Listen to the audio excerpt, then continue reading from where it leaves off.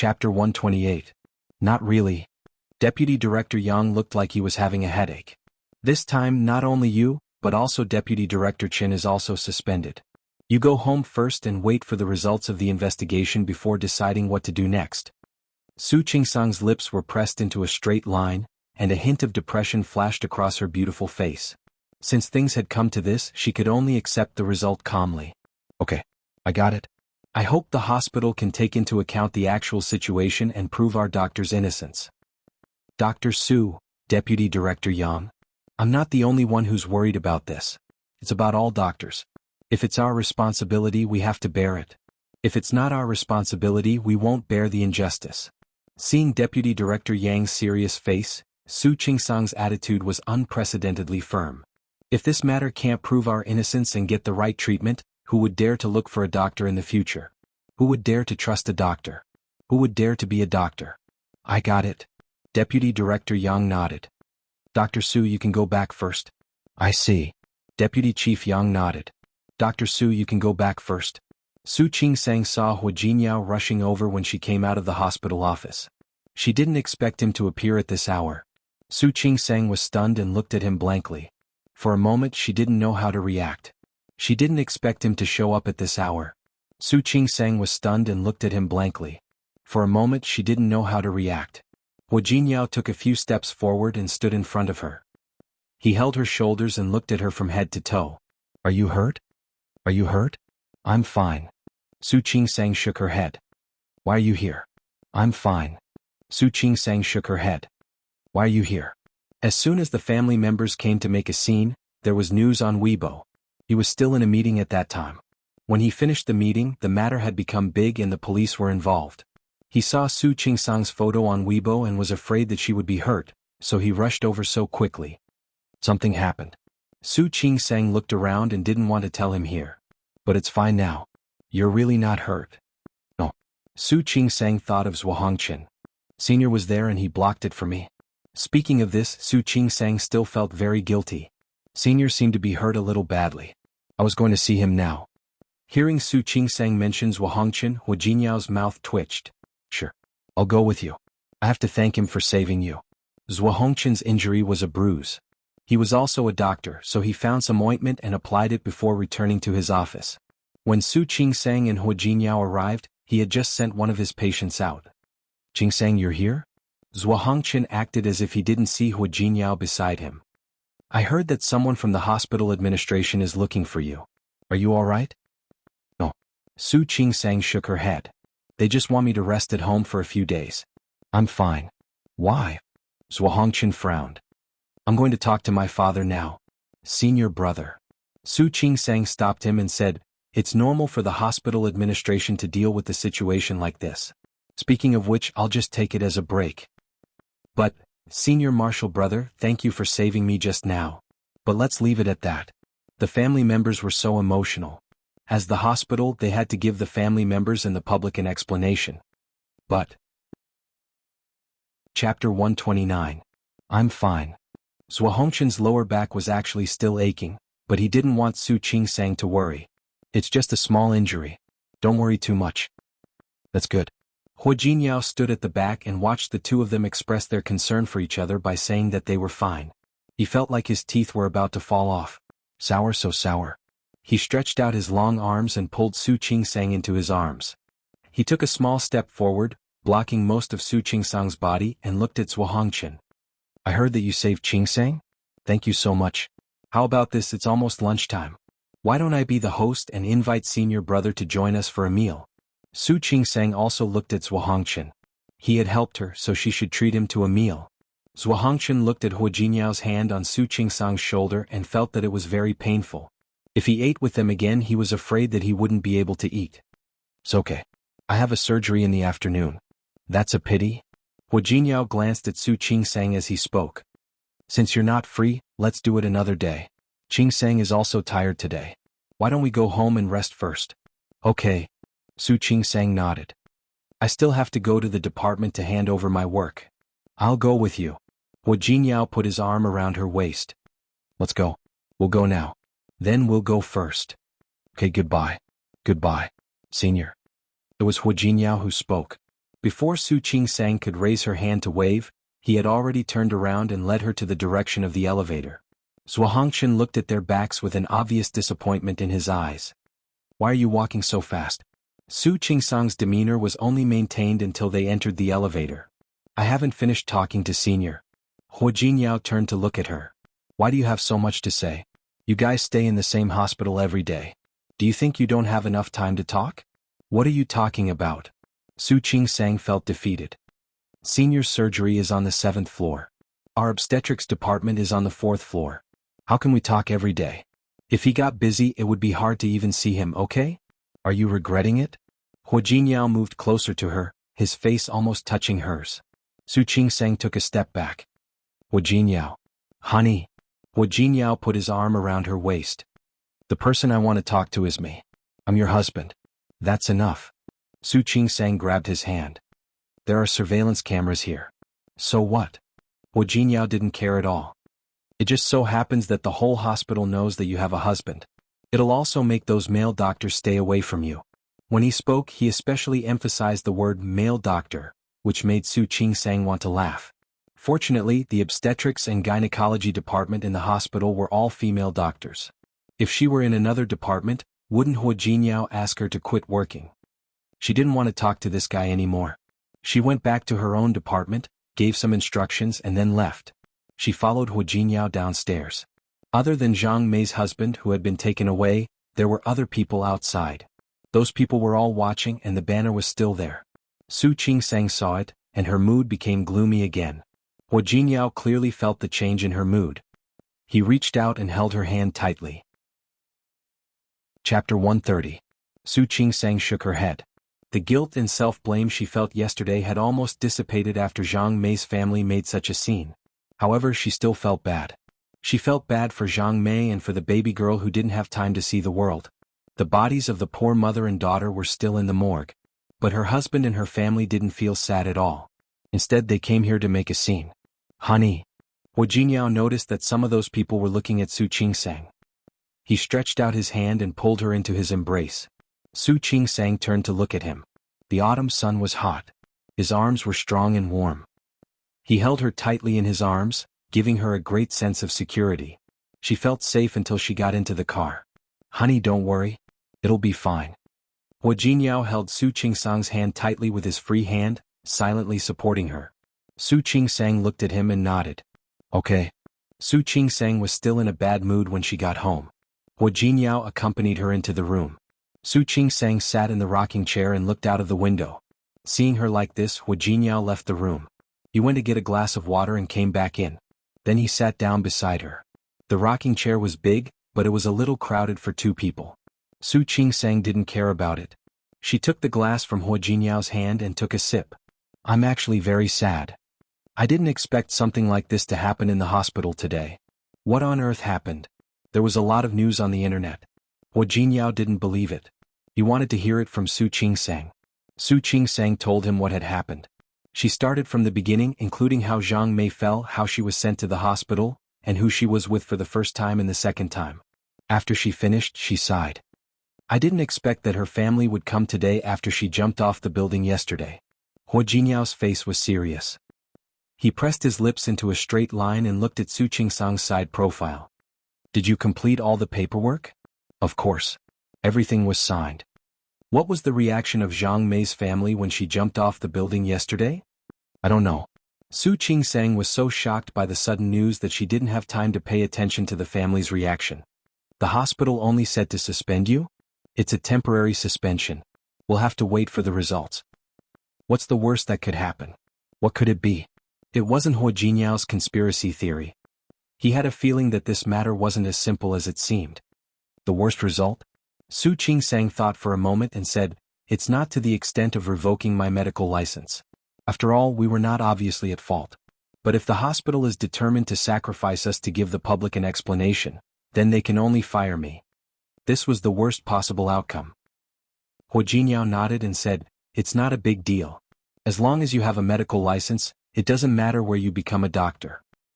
How can this be the same? Su Qing-sang glanced at him. She really didn't want to explain the difference.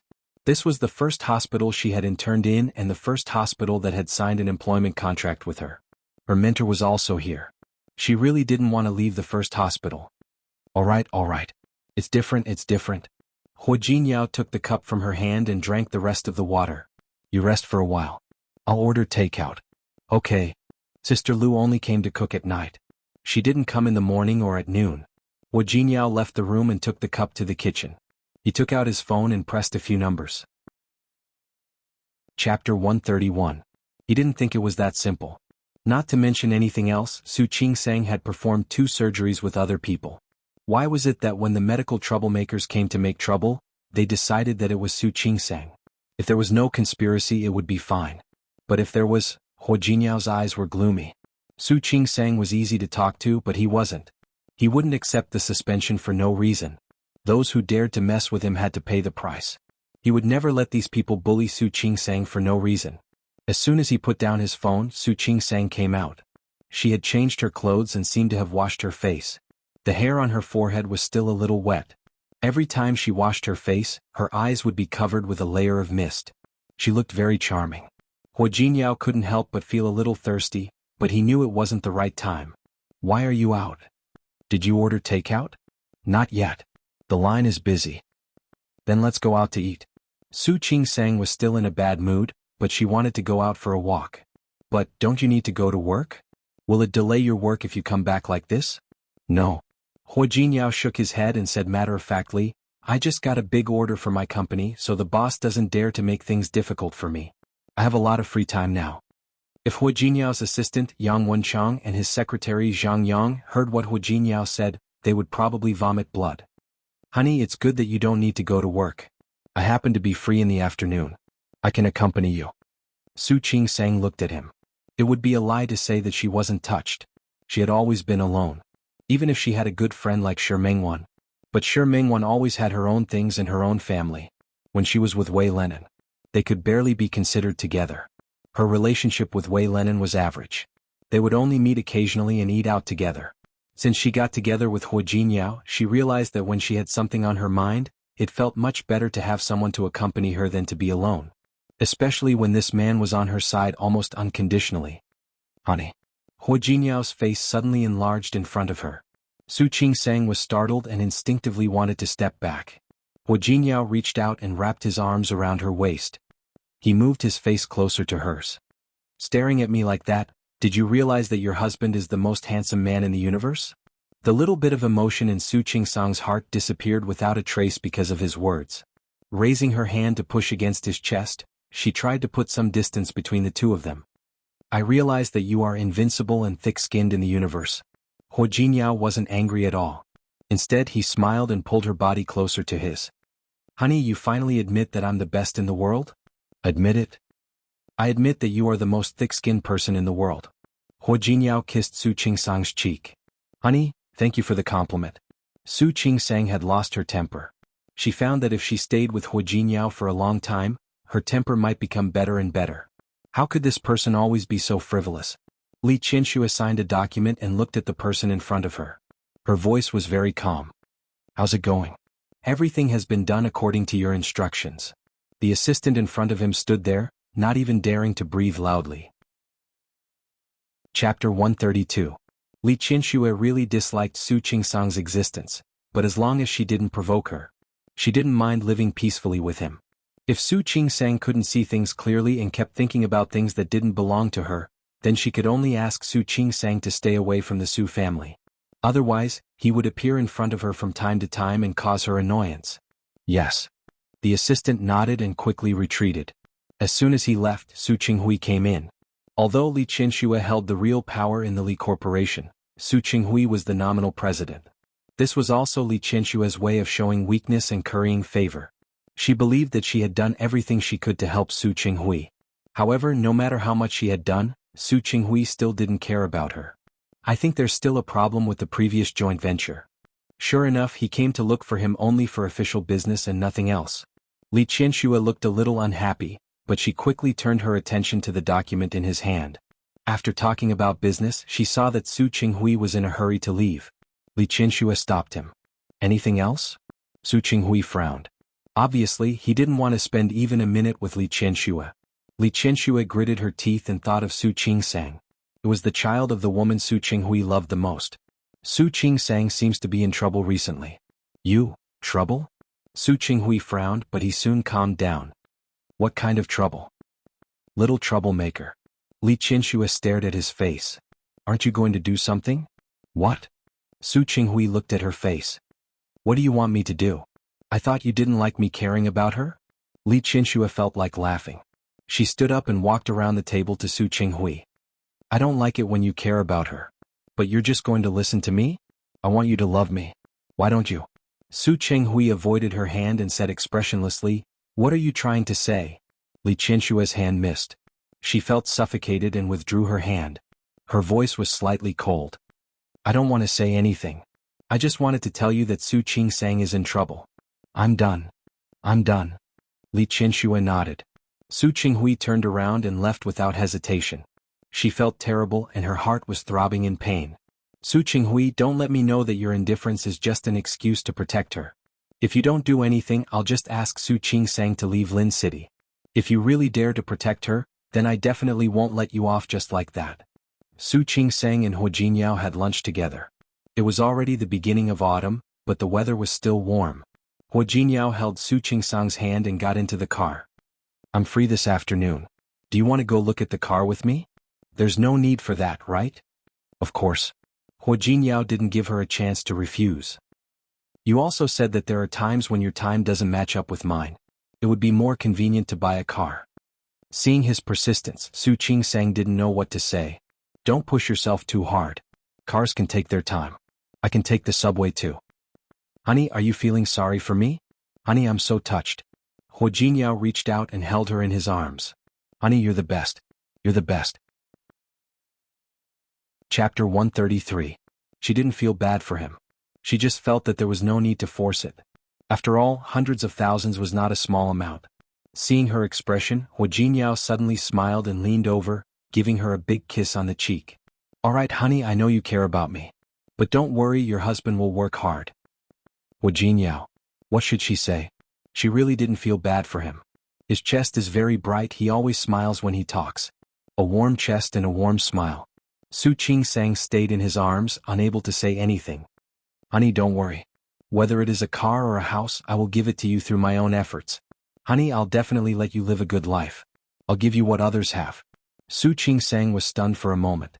She stared at Huo Jinyao's face, which was so close to hers, in a daze. She didn't care about material things, but she was touched by his thoughts. Her heart trembled slightly. She lowered her eyes and hid her thoughts. I'm fine. I don't care about that. But I want to give it to you. Huo Jinyao held her hand tightly. I want to give you the best. His focused expression made Su Qingsang's heart skip a beat again. Huo Jinyao leaned over and kissed her cheek again. Honey, do you realize that I'm even more handsome now? Su Qingsang put her hand on her forehead and suddenly realized that there was some miscommunication. Did you find that you've begun to fall in love with me? Huo Jinyao moved closer to her again. The look on his face made her speechless. Hurry up and drive. Su Qingsang couldn't take it anymore. All right. Let's go now. Huo Jinyao explained his plan. By the way, wife, after that we can go to a movie. There are a lot of new movies coming out recently. I don't have to work anyway. Just treat it as a stroll. But, all right. Just consider it as accompanying me. As the car drove away, Su Qingsang looked out of the window at the passing street view, and the corners of her mouth suddenly turned up. Su Qingsang was willing to buy another car that cost about 100,000 yuan, but Huo Jinyao refused. Finally he picked a Cadillac. Huo Jinyao, I don't think it's appropriate for me to drive this car to the hospital. The chief's car wasn't as good as hers. What would people think if she drove such a car to work? This car's performance is better than the one you just picked. Don't try to save money for me. Don't worry, I said I'll work hard. Huo Jinyao didn't know what to say. It was just a car that cost a few $100,000. If it weren't for the fact that he didn't want to scare Su Qingsang, he wouldn't have bought such a cheap car for her. Su Qingsang looked at Huo Jinyao's profile and couldn't bring herself to say no. Why don't you drive this one? Anyway, you're someone who has to run business outside every day. With this car I'll look good too. Honey. Huo Jinyao squeezed her hand. I didn't even give you a betrothal gift when we got married. Don't think too much about it. Just take this car as a betrothal gift. After listening to him for a long time, Su Qingsang finally stopped struggling. After looking at the car, he said that he would pick it up the next day. Hu Jingyao took Su Qingsang to the movies. For the whole day, Su Qingsang was accompanied by Hu Jingyao. She didn't think about Zhang Mei, the farce in the hospital, or the news on Weibo. Therefore, she didn't know that Hu Jingyao had sent and received several messages while she was not looking. Chapter 134. Early the next morning, a well-known local blogger revealed the truth on Weibo, saying that he was an insider, and revealed the true story of the pregnant woman jumping off the building. Zhang Mei's husband's surname was Li. His name was Li Jiaxing. Li Jiaxing and Zhang Mei already had 2 daughters. I've always wanted a son. When Zhang Mei was pregnant, Li Jiaxing's mother, who was also Zhang Mei's mother-in-law, specially found a fortune teller to tell that it was a son. Although the Li family was unhappy about his fall, they thought that he was their grandson, so they let it go.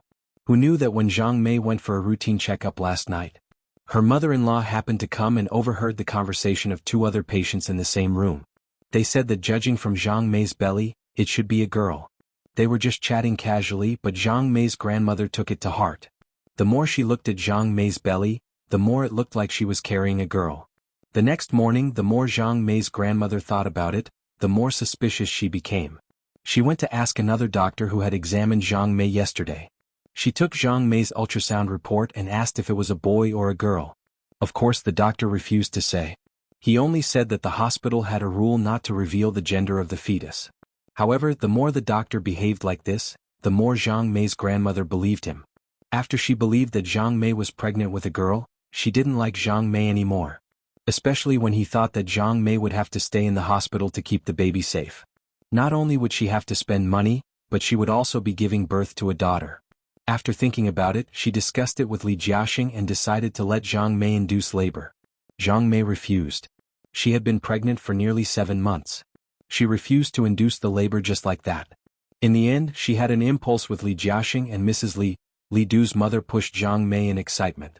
Zhang Mei fell to the ground. All the patients in the ward at the time could testify, and they even took photos and a short video. Zhang Mei had already fallen yesterday and she fell again today. Of course, the child couldn't be saved. When she heard that it was a girl, Li Du's mother felt that it was a good and wonderful abortion. She turned around and asked Zhang Mei to go back and have another baby. Zhang Mei was forced to jump off a building because she had lost her child and couldn't bear the pressure. She jumped off the building. Li Jiaxing's mother was dumbfounded. However, she felt indignant. Later, she was egged on by someone and decided to come to the hospital to make a scene. The long blog post not only had witnesses, but also photos as evidence. As soon as this article was published, the internet was in an uproar. The people who were scolding the hospital yesterday all turned around and scolded Li Jiaxing and Mrs. Li today. Especially when the video of Li Du's mother scolding Zhang Mei and asking her to induce labor was released, the public's opinion swung to one side. At the same time, photos of Li Jiaxing bringing people to the hospital to make trouble yesterday were also posted on the internet. Su Qingsang had been with Hu Jingyao the whole day yesterday. Naturally, he didn't know that the direction of the news had changed. That night, Hu Jingyao pestered her for most of the night. The guy used the excuse that she didn't have to go to work the next day and could rest at home to fully exercise his rights as a husband. When Su Qingsang woke up in the morning, her back was still sore and her legs felt weak. When she saw Hu Jinyao's satisfied expression, she couldn't help but bury her face in the quilt. "Honey." Hu Jinyao sat down on the bed, feeling refreshed. "You don't have to work today. Where do you want to go?" "I'm not going anywhere." Su Qingsang's voice was muffled by the blanket. Hu Jinyao reached out his hand to pull the quilt, but Su Qingsang held it down hard and didn't let him take it. Chapter 135. Su Qingsang poked her head out of the quilt and glared at him. How could she not be angry? She kept saying that she couldn't take it anymore and that she didn't want him to come again. But what did he do? "I'm sorry." Hu Jinyao held her tightly and put her on his lap. "I couldn't control myself yesterday." Su Qingsang didn't want to talk to him. How could that be called not controlling himself? He didn't control himself at all. She pouted, her face full of anger and her cheeks flushed red. She looked really cute. Hu Jinyao couldn't help but lean over and give her another heavy kiss on the lips. "Honey, don't worry. I'll control myself tonight." Who would believe him? Su Qingsang turned her face away. This person had no credibility with her. But you can't blame me. Hu Jinyao looked at her shoulder under the quilt. My wife is so beautiful and delicious. It's normal that I can't control myself. Right? Delicious? Did he think she was a food? Su Qingsang wanted to bite him. Honey, don't be angry. Hu Jinyao put his hand on the back of her waist. How about I give you a massage? Oh. Su Qingsang finally opened her mouth. But even these two simple words were hoarse. It showed how outrageous this guy was yesterday. Thinking of this, she couldn't help but want to glare at him again. Hu Jinyao looked like he was begging for mercy. Okay, don't be angry. Do you want me to let you hit me? Su Qingsang ignored him. Let me go. I want to sleep. Honey. Hu Jinyao put his arms around her waist. Think about it. The weather is so good and you don't go to work. Isn't it a waste for us to stay at home? Do you want to go out and play? No. Go out and play? Where to play? In her current state, she would be tired if she took 2 more steps. Honey, Hu Jinyao wanted to persuade Su Qingsang, but her phone rang. Su Qingsang's hand was wrapped in the quilt. Hu Jinyao helped her take the phone. When he saw the name on the screen, he wanted to hang up. Give it to me. Su Qingsang had already reached out her hand. Hu Jinyao didn't give her the phone. Instead, he put it on speaker after answering. Su Qingsang glared at him. She really didn't want to argue with him over such a trivial matter. Qingsang. Zhuo Hongchen was on the other end of the line. Even through the phone, Su Qingsang could hear the concern in his voice. Senior brother? Where are you now? I'm at home. Su Qingsang's voice was still a little hoarse. She cleared her throat and tried to take the phone. Hu Jinyao refused to give it to her and kept holding it. Su Qingsang could not help but roll her eyes at him. Have you seen the news? What news? The hospital's news. It's about Zhang Mei. Zhuo Hongchen knew that the hospital was innocent, but he didn't expect it to be solved so quickly. Zhang Mei. Su Qingsang wanted to take out her phone to see what was going on, but Zhuo Hongchen didn't give her time. If you have time, you can look at it later. Come to the hospital now. To the hospital? Now. Yes. Hurry up, the hospital will be holding a press conference later. You still have to attend. Press conference? Su Qingsang hung up the phone. Ignoring Hu Jinyao's expression, she picked up her phone and began to search for news. When she finished reading all the scandals, news and Weibo articles, she was completely stunned. How was that possible? Such a bad thing was solved by a Weibo article. Chapter 136. What's wrong? Hu Jinyao took the phone from her hand. Hu Jinyao glanced at the news and nodded. Not bad. Yang Wenchang found someone rather quickly. This blog post was well written. He could consider giving Yang Wenchang a raise later. What's not bad? Su Qingsang looked up at him. I'm saying that this person's article is pretty good. Su Qingsang didn't have time to care about the article. She just felt that things were changing too fast and she couldn't keep up. I didn't expect Zhang Mei to commit suicide because of this. It seemed that when she examined Zhang Mei a few days ago, Zhang Mei deliberately concealed the true wood eye. He didn't mention that this was his 3rd child. Hu Jinyao wrapped his arms around her and pulled her into his arms. She struggled but failed to break free. She could not help but glare at him again. Let me go. I need to get up. Didn't you say that you can't get up? Hu Jinyao didn't let him go. If you can't get up, you can rest at home. Didn't you hear? There was going to be a press conference. I'm going. Where are you going? Hu Jinyao kissed her on the cheek. I'm going to suspend you and send you home before you find out what happened. Now that we have proof, we're letting you go back to work? You're too soft and easy to talk to. What are you talking about? Su Qingsang turned her face away and broke free from his hand. Stop it. That's true. Hu Jinyao held her hand. If I were you, I would stay at home. No matter what, you should at least let your hospital's president or vice president do it. Yes, it would be best if the leader of the health bureau came over to apologize to you. Explain how they wronged you, and then you can consider whether or not you want to go back. Are you crazy? Who did he think he was? I'm just a little doctor. What's more, it's normal for the hospital to handle it that way. How is it normal? You're not normal at all. Seeing that she was about to jump out of bed, Hu Jinyao hurriedly pulled her back. Why don't you think about it? You will come at my beck and call and go at my beck and call. How could there be such a cheap thing? I won't let you go anyway. Hu Jinyao, stop it. Su Qingsang pulled her hand back. She rolled her eyes at him. She really couldn't figure it out. This person didn't look stupid. Why do you always do stupid things and say stupid things? I told you this is normal. Now that it was clarified, it was a good thing for everyone. Do you really want me to throw a tantrum? Why can't I just throw a tantrum? Hu Jingyao looked at her as if she was an idiot. You have the right to do so. Just dump it. I won't go. Call your dean and tell him that I won't go back to work unless he personally asks me to. Su Qingsang couldn't be bothered to argue with him. If she really argued with this person, she would definitely be angered to death. When he got off the bed, he found that his limbs were really weak and even standing up was a little difficult. She was about to fall to the ground, but fortunately Hu Jingyao held her waist. Take a look. You can't even stand up and you still want to go to the hospital? I say rest at home, I bet. When the time comes, your dean will definitely come to invite you. I don't believe you. She would have to be crazy to believe Hu Jingyao's words. The headmaster won't come to invite me. They'll only fire me. How dare he? Meeting Su Qingsang's confused gaze, Hu Jingyao realized that he had gone overboard. He smiled awkwardly. Chapter 137. Su Qingsang looked at the indignation in his eyes and felt a familiar sense of incongruity. Hu Jingyao, did you do something? What did I do? I didn't do anything. Hu Jingyao walked behind her and put his arms around her waist. Honey, I really feel sorry for you. Really. Look at my sincere eyes. He raised 3 fingers as he spoke, but this person had always been frivolous. Even though he was acting like this now, in Su Qingsang's heart, this person was still frivolous. Yes, you feel sorry for me. You're very sincere. Honey. Hu Jingyao was dissatisfied. He stepped forward and shook Su Qingsang's hand. I'm already like this. How can you still treat me like this? How could she treat him like this? Su Qingsang's lips moved.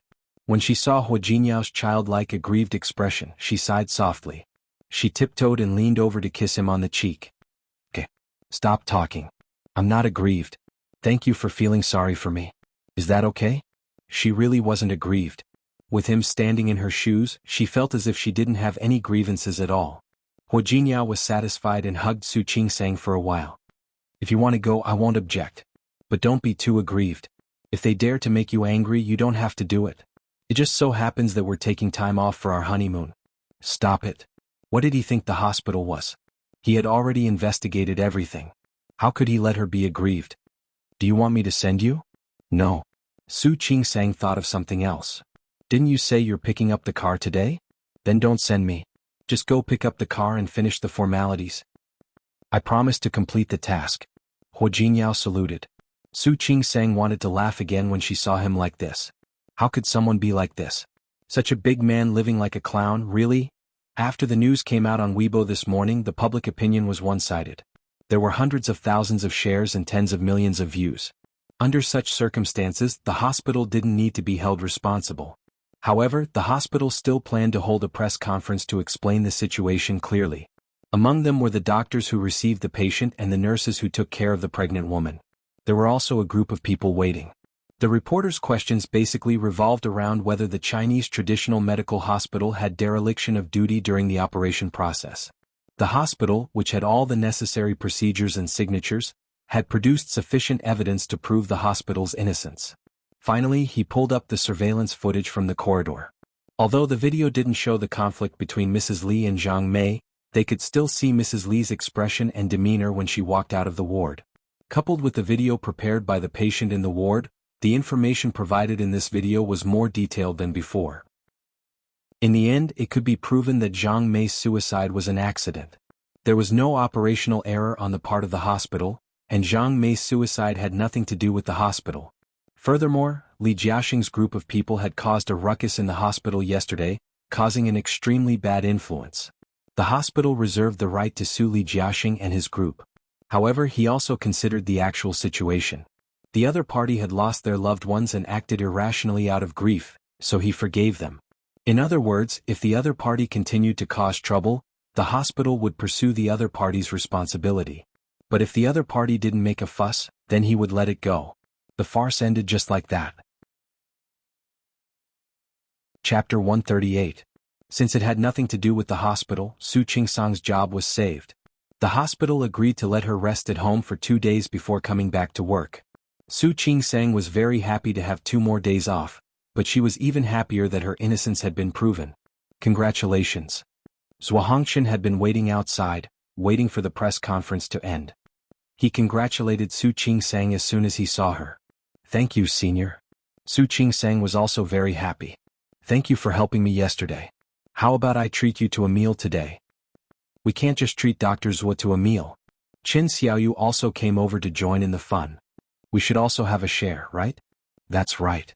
Head nurse Shen Pinglan also said, "Everything's fine now. No matter what, they had to have a meal together. Let's celebrate." Deputy Director Yang from the hospital's administrative office walked out at the same time. He clapped his hands and said, "This is fine. How about this? You guys have worked hard these past 2 days. I'll book a table for everyone to celebrate." "That's great. Long live Director Yang." Su Qingsang looked at the group of relaxed colleagues and her face also relaxed. Zhuo Hongqin, on the other hand, had changed from a two-person dinner to a group of people. Disappointment flashed across his eyes, but Su Qingsang didn't notice it at all. Li Qianshua's fingers unconsciously tapped on the table, and the assistant in front of her didn't even dare to breathe loudly. Even though Li Qianxue was a woman, the prestige she had accumulated over the years was not to be underestimated. "You didn't put pressure on the hospital?" "Yes." The assistant also looked embarrassed. "But someone is helping behind the scenes." Moreover, the public opinion was now in the hospital's favor. Some people even said that Dr. Su was wronged on the internet. "It's not a good time to act now." Li Qianshua's eyes turned cold. Who's helping them? Could it be Su Qinghui? It was Hu Jinyao. The assistant's face darkened. President Li Hu Jinyao didn't hide anything. He clearly revealed his actions. "Hu Jinyao?" Li Qianxue narrowed her eyes. "And then? When we were investigating this matter, he even sent someone to bring you a message." "What is it?" "He said that for the sake of the Su family and the Li family, he would let this matter go. If he finds out what you did to Dr. Su again, he won't be polite." The calmness on Li Qianshua's face was almost unbearable. How dare that person? Is he really from the Hua family of Rong City? Yes. The assistant was also very surprised. The son of Hua Mingguang from the Hua family in Rong City. We don't know why he came to Lin City, but he's very determined to protect Dr. Su. As the assistant spoke, he carefully observed Li Qianshua's expression, as if waiting for her to make the next decision. Li Qianxue was silent. Last time, she knew that the man Su Qingsang found was not ordinary. He didn't expect them to be from the Hua family. "Can you find out why he married Su Qingsang?" "I can't find anything." The assistant lowered his head even more. "This subordinate is incompetent." There was another silence. Li Qianxue rubbed the space between her eyebrows and said, "Forget it." "GM Li? Let's just forget about it. We don't need to do anything for now." "Yes. You've worked hard. Let's go." After the assistant left, Li Qianxue turned her chair and looked out the window. Su Qinghui really didn't help Su Qingsang? He had said how much he loved that woman, but it turned out that she was nothing more than this. A gentle and pitiful face seemed to appear in his mind. Chapter 139. However, Su Qinghui's inaction was a relief to Li Qianxue. As long as Su Qinghui didn't care about Su Qingsang, he could ignore her existence, ignore her, and treat her as his daughter. She was too lazy to deal with an illegitimate daughter. It was just a pity for that woman. Back then she had loved Su Qinghui to death. She had thought that Su Qinghui was affectionate. It was ridiculous. If one day she knew that her daughter was living like this, who knew what she would be like? She was really looking forward to it. President Hua. Yang Wenchang put the car key in front of Hu Jinyao. "The cars have all been modified. They've all been tested." "Yeah." Hu Jinyao nodded and gestured for him to put down the car key. "How's the bidding going?" "It's going well. It's just that He Shenkai came to visit twice and I told him you weren't there. Look, I won't see you." Since they dared to plot against him, they had to pay the price. If it weren't for Li Junxing, Hu Jinyao wouldn't have let it go so easily. "Okay, then I'll go and reject it. There's one more thing." "What?" "I've already sent the message to Li Qianxue. The Li family doesn't seem to be making any further moves." "I'm not afraid. He would naturally protect his woman. If the Li family had any brains, they would know not to fight him head-on." "How's the hospital? Is everything settled?" "It's all taken care of. The hospital even gave Dr. Su 2 days off." As soon as Yang Wenchang finished speaking, Hu Jinyao's hand that was holding the document paused. 2 days off? Although it was a little less, it was enough. President Hua. Yang Wenchang suddenly had a bad feeling. Sure enough, Hu Jingyao looked up at him and said, "Cancel my schedule for tomorrow and the day after." President Hua. Yang Wenchang was about to cry. There are still 3 cooperation projects and 1 merger. The investment you mentioned last time, looking into Hu Jingyao's eyes, which were getting colder and colder, Yang Wenchang felt sweat dripping down his back. Yes, I'll arrange it. What a tough life. Could he ask for a raise? Hu Jingyao didn't hear Yang Wenchang's thoughts. Even if he did, he wouldn't care. He excitedly drove to Su Qingsang in a car that had been modified. Both the speed and the safety factor of the car had been increased by more than a little. Little did he know that she was not in the hospital but had gone to dinner with the group of people in the hospital. When Su Qingsang received Hu Jinyao's call, they had already sat down in the private room. This time, the hospital was able to turn the tables and protect its reputation. The hospital administration was very generous and directly booked a large private room in Lin Yuan Pavilion. When Su Qingsang saw Hu Jinyao's number, she greeted Deputy Director Yang and Qin Xiaoyu, then stood up and went outside to answer the call. "Honey, where are you?" Hearing the familiar tone, Su Qingsang could almost imagine the look on Hu Jinyao's face at the moment. At the Lin Yuan Pavilion. "Can I come and pick you up?" "Stop it." Su Qingsang was about to lose to him. "It's just a gathering of colleagues. Besides, I drove here. But I've already brought the new car back today. I wanted to let you try it. We can try again tomorrow." Su Qingsang stood at the end of the corridor with her back to the private room and said in a low voice, "We don't have to rush things like this, do we? Then how long do you need? I'll come and pick you up when I'm done." "No need." Su Qingsang really wasn't the kind of person who liked to stick with her boyfriend. "I'll drive back myself." Chapter 140. On the other end of the phone, Hu Jinyao was still worried. "Then you can't drink. After all, you have to drive." Okay. She didn't like to drink anyway. The approaching figure had already walked behind her. Su Qingsang happened to turn half a circle at that moment and changed her hand to answer the phone, so she didn't see him. "Don't sit with men either. All the gynecologists in your department are women, right?" Hu Jinyao. Did he stutter? Su Qingsang was speechless. "Do you think you have to get a rope and tie it to me so that you can feel more at ease? That's not bad." Hu Jinyao seemed to be seriously considering the feasibility of this suggestion. "I'll get a long belt and tie you to me. I'll take you wherever I go." Hu Jinyao. Su Qingsang couldn't listen to it anymore. "Are you too free?" "I'm very free." Even though she couldn't see Hu Jinyao's face, Su Qingsang could hear his grievance from his voice. "Think about it. I specially mentioned picking you up because I wanted to have a romantic night with you." "All right." Su Qingsang's voice lowered. She also realized that Hu Jinyao seemed to be unable to be angry with her. "Stop it. I don't go to work tomorrow. I'll accompany you tomorrow, okay?" "That's what you said." Su Qingsang felt that something was wrong, but she had already agreed, so she could only nod. Yes, I promise. Can you let me hang up now?" "Okay." Hu Jinyao nodded. Su Qingsang thought that he was going to hang up, but he stopped her again. "Wait a minute. Did you forget something?" "What?" "You haven't kissed me today." Su Qingsang blushed again. "Stop it. I'm not. Kiss me and I'll hang up. Otherwise, I don't mind saying more sweet things." Su Qingsang had no choice but to make a kiss sound into the phone. Hu Jinyao was satisfied. He also kissed the phone. "Honey, I'll wait for you to come back. You haven't finished wearing the pajamas I gave you." "Those pajamas?" Su Qingsang only felt that her face was very hot. She hung up the phone without thinking, but the heat on her face did not subside at all. What was going on in Hu Jinyao's head?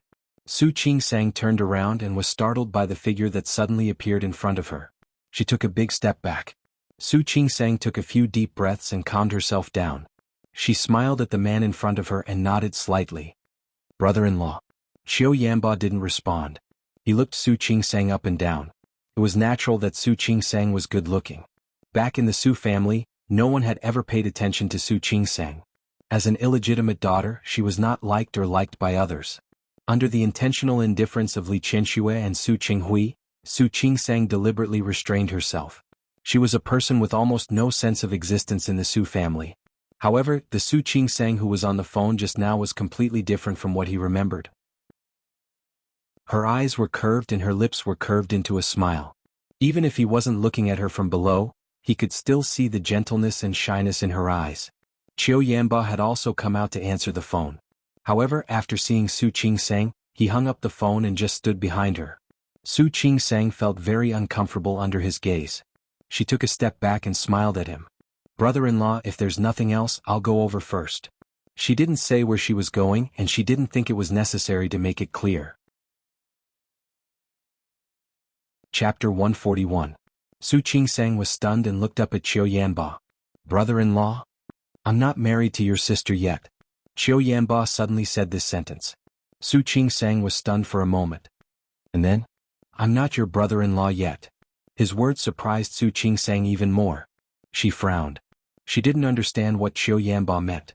However, "All right, I got it. Anything else? Was that Hu Jinyao?" Su Qing-sang frowned even harder. "Does it have anything to do with you?"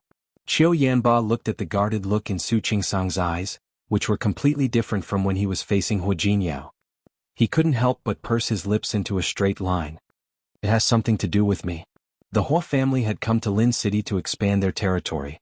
Hu Jinyao was the most influential member of the third generation of the Hua family. He was also recognized as the most capable member of the Hua family. This time, the Chou family and the Hua family even had business cooperation. Both parties were almost done talking, but he hadn't had the chance to see Hu Jinyao yet.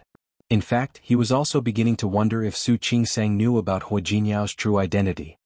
"Hu Jinyao has a cooperation project with our company." Su Qing-sang didn't know much about business. She looked at Qiu Yanba and waited for him to finish.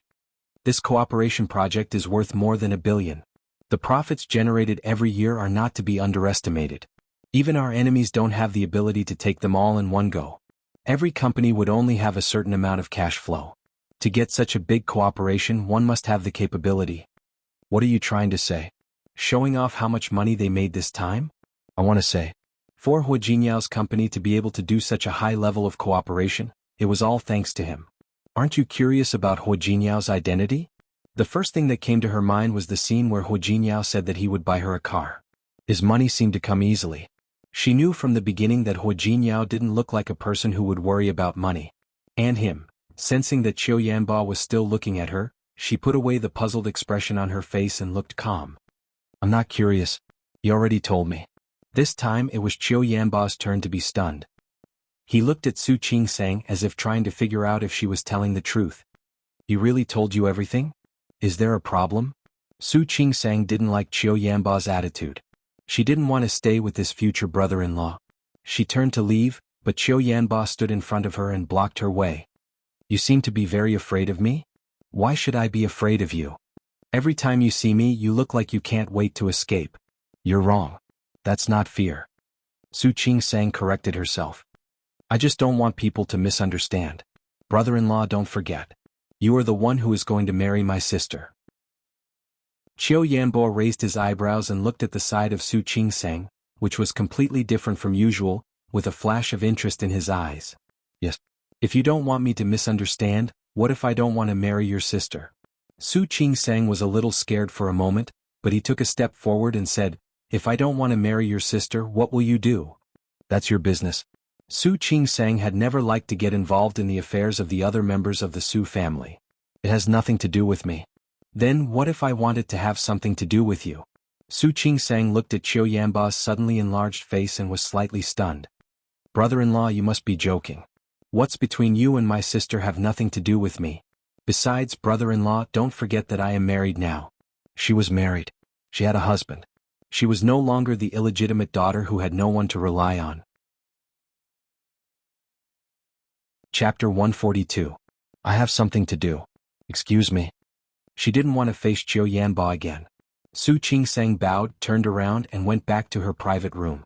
Qiu Yanba narrowed his eyes and seemed to want to catch up with her, but he stopped when he saw someone coming out of another private room. "What took you so long?"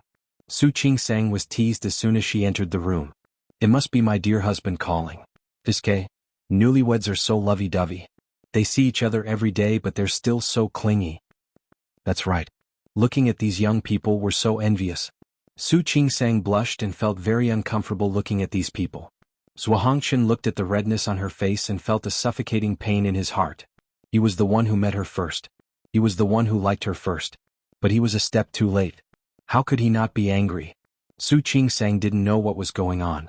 However, the bystanders could see that Zhuo Hongchen was drinking cup after cup of wine non-stop. In the end, the doctors and nurses were still sober because they didn't drink much. Zhuo Hongchen and Deputy Director Yang were the first to get drunk.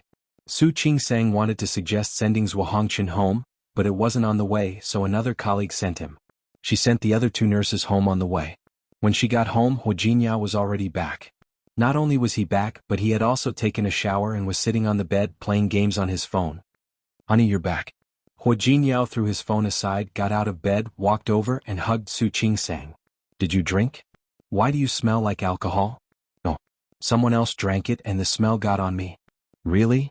Hu Jinyao leaned over and sniffed her mouth. "You smell alcohol and you said you didn't drink." "I really didn't drink." Su Qingsang also smelled the smell on her body. "Let go of me, I'm going to take a shower." Hu Jinyao stared at her little face and suddenly leaned over to kiss her. "I want to shower too." "Didn't you already shower?" "It's okay, I can shower again." As he spoke, Hu Jinyao picked Su Qingsang up. Su Qingsang was shocked. "Put me down." "No, I said I want to bathe together, so I will bathe together." "Honey, we haven't showered together yet." Hu Jinyao. Su Qingsang's protest was silenced by his kiss. He carried her into the bathroom. What happened next was not as simple as a shower. Su Qingsang wanted to resist, but how could she defeat Hu Jinyao? In the end, they could only let him do whatever he wanted. As a result, when Su Qingsang came out of the bathroom, her limbs were weak. It had been a tiring day. As soon as her head touched the pillow, she felt extremely sleepy. Just as she was about to go back to sleep, Hu Jinyao's hand reached out to her again. Su Qingsang couldn't stand it and slapped his hand away. "Hu Jinyao, give me something similar." "Honey." Hu Jinyao turned over and restrained her hand. "I can't help it. It's more or less the same." Anyway, you don't have to work tomorrow.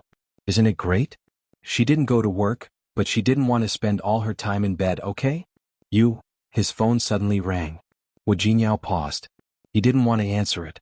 But it didn't stop ringing. Su Qingsang took this opportunity to turn over from his arms and escape. "Aren't you going to answer the phone?" Hu Jinyao took the phone. The number displayed on the screen made his expression change slightly, but only for a moment. He kissed Su Qingsang on the cheek, then walked out with his phone in his hand. Su Qingsang was so sleepy that she was about to fall asleep. Looking at Hu Jinyao's appearance, she suddenly woke up. Chapter 143. How many times has it been? Hu Jinyao seemed to avoid her every time he called her. What? Everyone has their own secrets. She understood. But they were husband and wife now, right? Qiu Yanba's words flashed through his mind. The identity of Hu Jinyao? What identity? Su Qingsang couldn't sit still anymore. She got up, put on some clothes and went to find Hu Jinyao. Hu Jinyao was standing on the balcony. After a night of fooling around with Su Qingsang, it was getting late. He listened to the news on the other side of the phone with a mocking look on his face. "Let him go. I don't have much free time recently." "Don't worry, let him be happy for a while. Rising up to the clouds and then falling down, that's more interesting." In the darkness of the night, Hu Jinyao's face showed a flash of ruthlessness. When Su Qingsang came out, she saw the emotions in his eyes. She froze for a moment and stopped in her tracks. Hearing the voice behind him, Hu Jinyao quickly turned around. In less than half a second, the expression on his face changed. "Why did you come out? Are you tired? Why aren't you sleeping?" Su Qingsang moved her lips and looked up at Hu Jinyao. "It's so late. Who was that?" "A colleague from the company." "What colleague? What kind of colleague would make him speak with such a tone and expression?" "You don't know him." He reached out and pulled her into his arms, trying to change the topic. "Aren't you tired? I thought you couldn't even get out of bed." Hu Jinyao. Su Qingsang didn't care what Hu Jinyao's real identity was, but she didn't like the feeling of being kept a secret. "Honey." Hu Jinyao picked her up and said, "It seems that I didn't try hard enough. You actually still have the strength to get off the bed. This is definitely my mistake." Hu Jinyao. Su Qingsang struggled. "Don't do this. I have something serious to tell you. I also have business with you." Hu Jinyao carried her back to the room. "Honey, you don't look tired. Shall we continue?" "I'm tired." How could Su Qingsang let him do whatever he wanted? "I'm going to bed." "It's okay. I want to sleep too. We'll sleep together." Hu Jinyao. Su Qingsang tried to stand up, but Hu Jinyao pressed her down again. "All right, wife. Look, a good night is hard to come by. Why don't we continue? Su Qingsang was no match for Hu Jiniao. Soon, not only would she not be able to find out Hu Jiniao's identity, but she would also be devoured. Su Qingsang sat in the car and looked out of the window. There was a hint of anger on her beautiful face. She ignored Hu Jiniao, who moved closer to her from time to time. Wife? Su Qingsang pretended not to hear him. Honey, Hu Jiniao called her again. My dear wife, I know I was wrong. Don't be angry. Shut up. After saying 2 words, Su Qingsang's voice became hoarse. She became angrier and didn't want to talk to Hu Jiniao. Wife, if you don't shut up, I'll get out of the car. Hu Jiniao didn't dare to speak again. He looked at Su Qingsang with a wronged expression. Seeing him act like this again, Su Qingsang was furious. But now she was too lazy to even reprimand him. It was one thing for this guy to run amok the night before yesterday. He was supposed to be resting yesterday, so he said that he would go out to play. What was the result? They didn't go anywhere for the whole day. They spent the whole day in bed. If she hadn't fainted last night, this guy probably wouldn't have stopped. Chapter 144. Hu Jiniao stopped the car in front of the restaurant and turned to look at Su Qingsang. Here we are. Su Qingsang glared at him and had no intention of getting out of the car. Her waist was still sore and her legs were weak. It was all this guy's fault. I said we'll eat at home. If you insist on coming out, I don't even have the strength to walk. Su Qingsang's voice was still hoarse and uncomfortable. She wasn't complaining, but she was uncomfortable, very uncomfortable. Let me hug you. Hu Jiniao reached out his hands as he spoke. How could Su Qingsang let him hug her? Isn't it enough for you to mess around at home? She even wanted to embarrass her in public. Hu Jiniao, that's enough. Honey. Hu Jiniao's voice was full of grievance. Don't be angry. Seeing that Su Qingsang still had a straight face, he couldn't help but move closer to her. Think about it, I've been a bachelor for 30 years. Now that I've started eating, you have to let me eat my fill, right? Su Qingsang was about to be defeated by his shamelessness. Hu Jiniao, you're still talking about it? Really? Hu Jiniao kissed Su Qingsang on the cheek.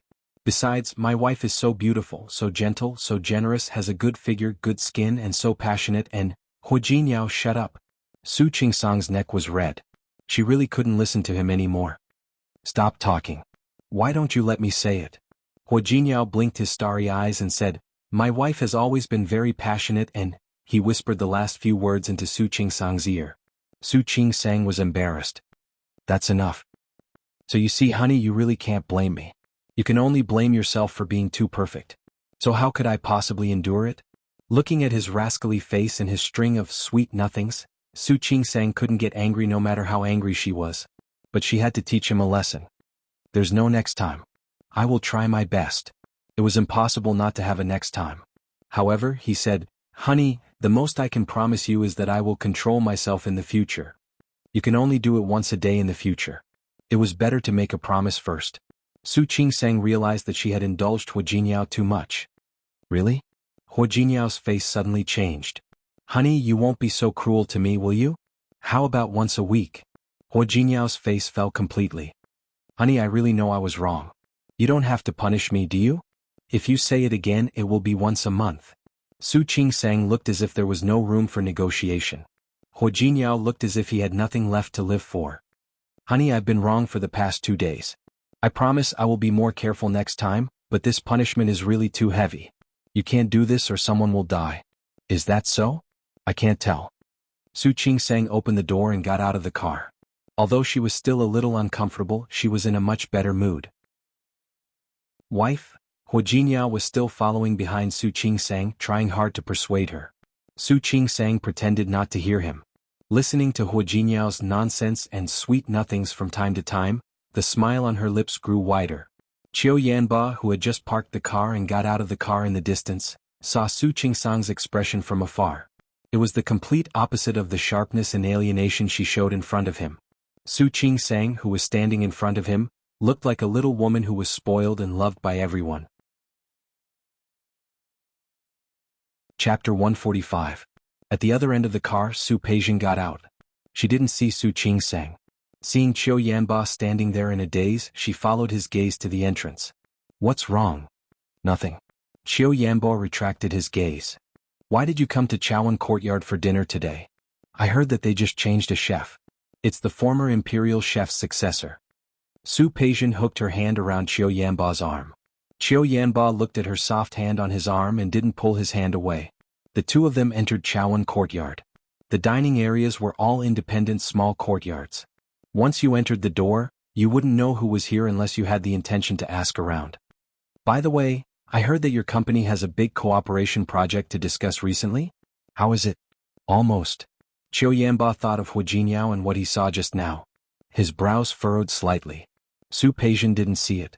The two of them walked in and found the private room they usually booked and sat down. After ordering the dishes, they talked about some business matters. The Qiu and Li families had always cooperated. In the past few years, the businesses of both sides had been growing. After Su Peijian finished speaking, she suddenly changed the topic. Yanba, last time my mother asked me to ask you, when are we going to have our wedding? Qiu Yanba paused in the act of pouring tea for her. He looked up at Su Peijian and smiled slightly. What?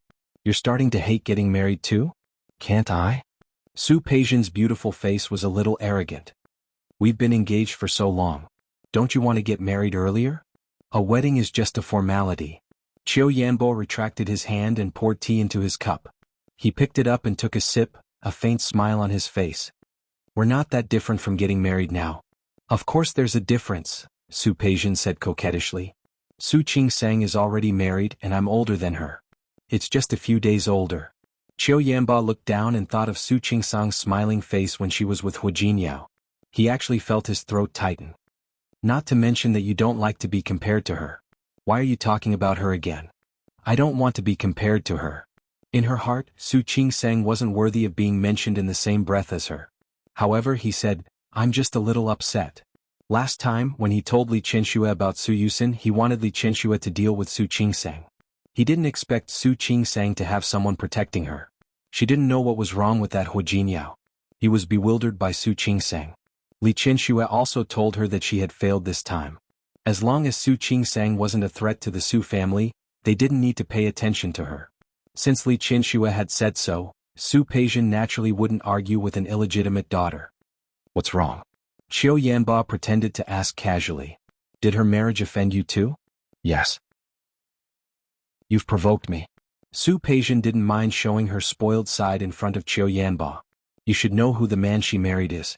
I just don't understand. How could a family like the Hua family in Rong City allow their eldest grandson to marry an illegitimate daughter? Qiu Yanba had heard Su Peijian talk about Su Qingsang in such a tone, but this was the first time he felt uncomfortable. Su Qingsang has her merits too. At least along the way he really felt that Su Qingsang had some merits that these rich girls didn't have. Chapter 146. Su Peijian's expression changed immediately. Qiu Yanba shrugged. Sort of. I just don't think she offended you. Her existence pissed me off. Su Peijian stood up abruptly and glared at Qiu Yanba unhappily. What? What do you mean? Do you think she's better now? You're actually starting to pity her? What are you talking about? Qiu Yanba took her hand and asked her to sit down across from him. Why should I pity her? Pity really wasn't the word. It was just that at that time she had looked back and smiled faintly. Qiu Yanba couldn't forget the look of affection in her eyes. Su Peijian was upset. Yanba, I don't care about other things. You know that. But Su Qingsang is someone I hate. You should know that, right? He was her fiancé. If he stood on Su Qingsang's side, she wouldn't let it go. Look at you. What nonsense are you talking about? Qiu Yanba placed the tea in front of her. Don't worry. She's my fiancé. But you. This was a marriage arranged by the Qiu family and the Li family. He knew it and so did she. Su Peijian was still in low spirits. No one liked an illegitimate daughter and she was no exception. Yanba, pick a time. Let's take our wedding photos and set the wedding date. Okay. Qiu Yanba nodded. I'll tell your parents when the time comes and see what day is suitable. Su Peijian's mood finally calmed down because of his affirmative attitude. The waiter began to serve the dishes. Qiu Yanba changed the topic as if the argument just now didn't exist. Only Qiu Yanba knew that Su Qingsang's appearance surfaced in his mind from time to time. He couldn't forget it. Su Qingsang had no idea that she almost became the source of the argument between Su Peijian and Qiu Yanba. She was enjoying Hu Jinyao's service in another private room. Here, try this fish. As Hu Jinyao spoke, he put a piece of fish with the bones removed into Su Qingsang's bowl. I remember you tasted a few more bites when you ate this fish last time. You should like it, right? Su Qingsang's hand, which was holding the chopsticks, paused slightly. She looked up at Hu Jinyao with a complicated look in her eyes. She was not particular about food, but Hu Jinyao was very meticulous. If she had moved her chopsticks more than once on a dish, he would definitely remember it. Not only would he remember, but he would also order according to her preferences next time. Just like this steamed turbot. She had only picked a few more times when they went out to eat and he already remembered it. Hurry up and eat. It won't taste good when it's cold. As Hu Jinyao spoke, he didn't forget to ladle a bowl of soup for her. He just changed a chef here. It's said that his ancestor used to be an imperial chef. This dish was eaten by the emperors in the palace. How can you believe a gimmick created by the Shang family? Su Qingsang smiled, but she still ate a few more mouthfuls of food. Hu Jinyao, on the other hand, eagerly removed the bones from the fish for her. Su Qingsang looked at his focused movements, and the anger she felt from being bullied by him yesterday and the day before dissipated. All right, no more thorns. Hu Jinyao put the fish in Su Qingsang's bowl and looked up to find that she had been staring at him. What happened? Chapter 147. Hu Jinyao froze for a moment and suddenly laughed. What are you talking about, honey? You're my wife. Who should I be nice to if not you? Was that all? Would he be so nice to that woman if she wasn't his wife? Su Qingsang couldn't help but think. Her eyes darkened. Hu Jinyao held her hand. What's wrong, honey? Aren't you happy that I'm nice to you? No. Su Qingsang didn't know what to say. Hu Jinyao, I just think. Don't worry, honey. I'll be nicer to you in the future. As he spoke, he leaned over and kissed her on the face again. Su Qingsang was used to him doing this all the time. You kissed me on the face. Really? It's okay. My wife has good skin. Just take it as hydration. Su Qingsang didn't want to talk anymore. She felt that the two of them weren't on the same point at all. I mean, you don't have to do this. What do you mean? Su Qingsang wanted to say that she still needed time to get used to him kissing her from time to time. Get used to him always being nice to her, get used to him always bullying her. Hu Jinyao, you really don't have to do this. I'm an adult. I can take care of myself. I know. Hu Jinyao nodded heavily. I know you're an adult, but you're also my wife. Then why did you marry me? Su Qingsang had always wanted to know about this. I was the one who proposed the marriage. I know, but why did you agree? Why do you think? I don't know. My wife is beautiful. Hu Jinyao put on a flirtatious look. I fell in love with you at first sight. No one else but you. Nonsense again. It wasn't like she didn't look in the mirror. How could she not know what she looked like? I'm telling the truth. Hu Jinyao leaned over and said, Honey, you're the most beautiful in my heart. You're like a fairy. No, even a fairy isn't as beautiful as you. The more he said, the more ridiculous it was. Su Qingsang didn't ask any more. Let's eat. Don't be so touchy all the time. She pulled his hand away. She really couldn't stand the way he acted all the time. Yes. Hu Jinyao sat back down. But not long after he came over again. Honey, eat this. It's delicious. Su Qingsang completely lost her temper. She found that no matter what she did, it was like hitting a ball of cotton when she fought against Hu Jinyao. Forget it. She really couldn't be bothered to argue with him. Su Qingsang had rested for 2 days, but it was as if she hadn't rested at all. That night, however, she strictly forbade Hu Jinyao from messing around, so she had a good sleep. He hurried to the hospital. The latest news was that Zhang Mei's family had come to the hospital to take care of Zhang Mei's funeral. After this incident, Su Qingsang's reputation soared. There were even people who came to see her for treatment. For a time, Su Qingsang received twice as many patients as before. After a whole morning, he was extremely tired. During lunch, the two directors, Zhang Qiubai and Qin Xiaoyu, laughed at him. However, in the afternoon, the people in the department couldn't laugh anymore. Every year after the Mid-Autumn Festival, the hospital would organize a medical team to go to the countryside. It was a key project of the hospital. This year, Su Qingsang's name was also on the list of names nominated by the medical team. Su Qingsang, who had received the news, looked at the hospital leaders and was stunned for a moment.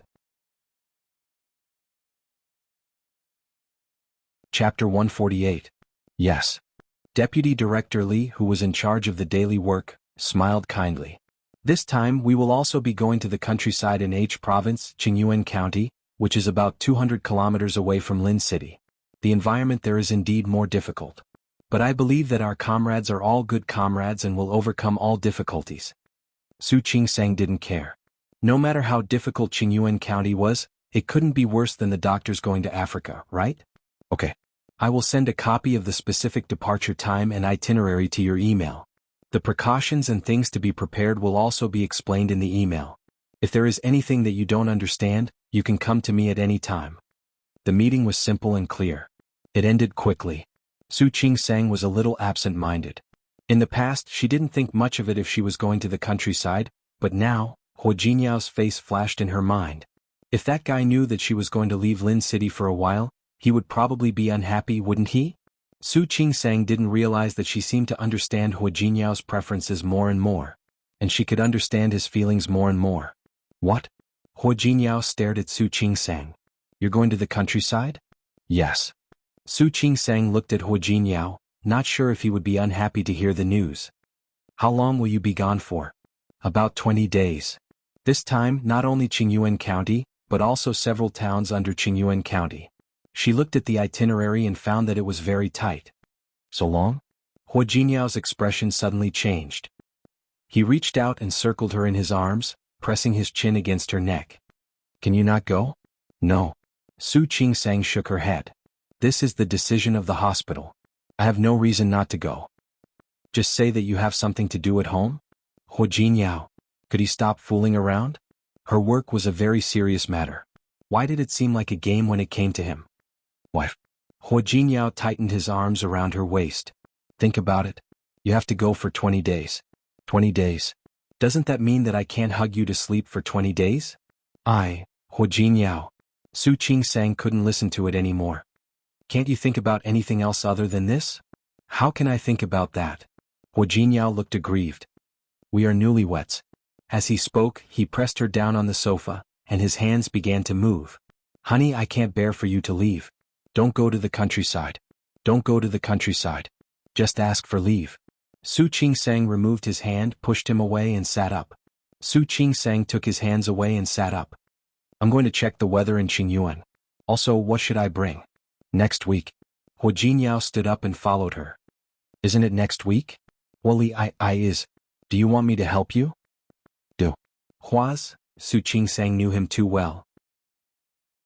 Looking at his figure, she cleared her throat and said, Huo Jinyao, stop messing around. Wife. Su, Su said, I. Huo Jinyao, what are you doing? Su Qingsang was startled by the sudden feeling of being suspended in the air. She instinctively put her arms around his neck. Don't you think it's too long for us to be apart for 20 days? She looked so beautiful that he wanted to go with her. Put me down first. No. Huo Jinyao refused. Wife, I think we're going to be apart for too long. Therefore, as compensation, we should start calculating the next 20 days, share first. Chapter 149. Before she could protest, her body had been carried back to the room. The door was closed and all the protests disappeared behind the door. Su Qingsang couldn't tell whether it was compensation or punishment. Shi Mingwan sat in the dining room. While waiting for the dishes to be served, she glanced at Su Qingsang and nodded from time to time. Not bad. It seems that you're living a good life. What nonsense are you talking about? Tisk, is it nonsense? Shi Mingwan looked at Su Qingsang and pursed her lips. Well, do you want to see your neck? You should wear a scarf before you go out, right? Ah. Su Qingsang exclaimed and quickly took out a mirror from her bag. She looked at her neck and found that there was a mark on the back of her neck. Su Qingsang blushed and looked up at Shi Mingwan. Did you bring any concealer? It's so big. Why would I need to cover up? Shi Mingwan laughed at her. So intense. Come on, tell me, how many times does Mr. Huo come in a night? Shi Mingwan. Su Qingsang couldn't bear it anymore. Don't forget that you're unmarried. Yes. You know that I'm unmarried? You put so much dog food in my mouth. Didn't you think that I would be disgusted? Seeing Su Qingsang's embarrassment, she waved her hand. Forget it, I won't laugh at you. I'm quite envious of you. Why should I be envious? Su Qingsang really didn't think that there was anything to be envious of. Think about it. You randomly got a man to marry, but this man is very good. He's handsome and nice to you. What's more, he's good at kung fu. Other people only want one thing, but you want so much. Do you think I should be envious of you? Su Qingsang was speechless. In fact, Hu Jinyao was beyond her imagination and knowledge. Ever since she got together with Hu Jinyao, the idea of just finding a man to live a casual life was getting farther and farther away. He did give her a lot of surprises. Are you envious? Hurry up and find your big brother. I promise he'll treat you better than Hu Jinyao treats me. Forget about me. Shi Mingwan thought of something, and the expression on her face suddenly became dejected. I don't think I'll be able to find dear brother in this life. Why do you say that? Su Qingsang couldn't bear to see her like this. Shi Mingwan smiled and looked out of the window. Qingsang, do you believe me? I really wasn't mistaken. The person I met last time was him. He admitted it. No. Shi Mingwan's eyes flashed with bitterness. He's engaged. How did you know? Because he came to my shop to order a wedding dress. Su Qingsang was silent. This matter? Wan, don't be like this. I think you'll definitely meet a better man. Really? Shi Mingwan turned around and said, all right. Was fine. I won't die without a man anyway. It's good that you can get over it. Su Qingsang didn't know what was going on with that big brother, but it had been so many years. Shi Mingwan had waited long enough. The waiter began to serve the dishes, and Su Qingsang's comforting words were unnecessary. Let's eat. Shi Mingwan picked up her chopsticks as she spoke. You'll be away for half a month. We'll meet again when you come back next time. Okay. Two extremely beautiful women were sitting by the window. A car passed by outside and it happened to be a red light. The people in the car kept staring at the two of them until the light turned green. Chapter 150. Honey. Hu Jinyao followed behind Su Qingsang and watched her pack her luggage. Do you really have to go? Su Qingsang didn't want to talk to him at all. She had already made up her mind last week. Get out of the way, I'll pack up. Wife, let me help you. Hu Jinyao, I'm begging you. Can you not make trouble? He kept loitering in front of her and she couldn't even pack her things properly. Honey. Hu Jinyao felt a little wronged. Can't you just look at me? Hu Jinyao. Su Qingsang lost her temper. I knew I was leaving last week, but I'm leaving tomorrow morning. I haven't packed my things yet. Why? Because of Hu Jinyao. Every time she tried to tidy up, he would make trouble. Not only did he not allow her to tidy him up, but he also did whatever he wanted to her. He always had a fallacious argument. He said that the two of them were about to separate, that he would starve her for many days, and that he would not be able to sleep well without his wife. She really couldn't do anything about his endless excuses and reasons. Even if she wanted to resist, she could only give in when she saw Hu Jinyao's aggrieved face. What about now? She was going to leave tomorrow and it was even an early morning bus. This person still didn't want her to pack her things? Actually, I can help you collect it. No, thank you. I'll be grateful if you don't make trouble. Su Qingsang saw that his hand was about to reach her again, so she took a big step back and said, Stop. Don't move. Honey. Hu Jinyao looked at Su Qingsang, his expression growing more and more aggrieved. You don't believe me? Yes, I don't believe you. It would be strange if she believed him again. During this period of time, thanks to him, her waist was about to break. Could she still believe him? Honey. Shut up. Actually, do you believe that I won't talk to you for a month if you keep talking? Hu Jinyao closed his mouth and made a zipping gesture with his lips. Su Qingsang was completely speechless. Helplessly, he turned around and continued to pack. Seeing that she was so focused, Hu Jinyao turned and left the room. Hu Jinyao didn't come back until Su Qingsang had packed everything up and laid down to rest. It was obvious that he had already showered. His body was clean and fresh and he smelled like shower gel. Honey. He lay down beside her and whispered, Can I speak now? Su Qingsang looked at him and said, I didn't know you were so honest. Say what you want to say. Wife. Actually, I just wanted to say that if you weren't at home, I would definitely miss you. Seeing that Su Qingsang didn't say anything, he held her arm. It was true. I'll miss you a lot when you're not home. Su Qingsang looked at his face. From this angle, his facial features were handsome, and his jawline was almost perfect. Honey, do you miss me? Hu Jinyao held her in his arms and pressed his forehead against hers. His hot breath was on her cheek and his eyes were deep. Su Qingsang could clearly feel her heart beating fast. She didn't dare to face Hu Jinyao like that. That pair of deep eyes made her feel like she would be sucked into them. Do you want to? Honey, tell me. I'm sleepy. I'm going to sleep. Her heart was beating faster and faster. She simply turned her face away from him. Honey, sleep. Su Qingsang wasn't used to confiding in others. However, Hu Jinyao didn't want to let it go just like that. Chapter 151. I said sleep. No. Hu Jinyao seemed to be determined to waste time with her. If you don't say it, we'll do something else. Something that will impress you so deeply that you'll never forget it. Hu Jinyao. Do you want it? Tell me, do you want it? Yes. I'll miss you. Okay. Go down. Honey. Hu Jinyao leaned over and kissed her on the lips. I'll miss you too. I'll miss you very, very much. Okay, go to sleep. Honey, I'm telling you, you must be careful when you're out. Don't get too tired. I know. Also, stay away from men who have bad intentions. Especially the male doctors in your hospital. Hu Jinyao, what are you talking about? Okay, I won't say it. As long as you remember. Also, don't go to dangerous places. Hu Jinyao. His words were getting more and more ridiculous. Su Qingsang pulled his hand away and turned over to sleep. I'm going to the countryside to participate in a free clinic with the medical team. Do you think I'm going to fight? I'm worried about you. Hu Jinyao put his arms around her again. You're so stupid. I'm not afraid of you. Who are you calling stupid? Su Qingsang couldn't listen to it anymore. Who are you calling stupid? She was a top student in medical school, okay? Why did he sound like she was a retard? I'm stupid, I'm stupid. Hu Jinyao stopped talking. Honey, remember to video call me every day. Hu Jinyao, are you going to let me sleep? Sleep, sleep. I'll sleep right away. Hu Jinyao rubbed his face against the crook of her neck. Before she closed her eyes and went to sleep, he asked again softly. Well, your senior brothers won't go, right? Su Qingsang closed her eyes and covered her ears. She didn't want to listen to him at all. The medical team's car would leave at 7 in the morning. All the members gathered in the parking lot in front of the hospital. There were more than 20 people going this time. There were doctors and nurses. Hu Jinyao got up early and bought breakfast. When Su Qingsang got up and wanted to take a taxi to the hospital, he was already ready. He carried her luggage outside and said, Honey, let me give you a lift. Why are you up so early? Hu Jinyao usually got up early, but today he was even earlier than usual. Just look at the breakfast he prepared. My wife is leaving, of course I have to send you off.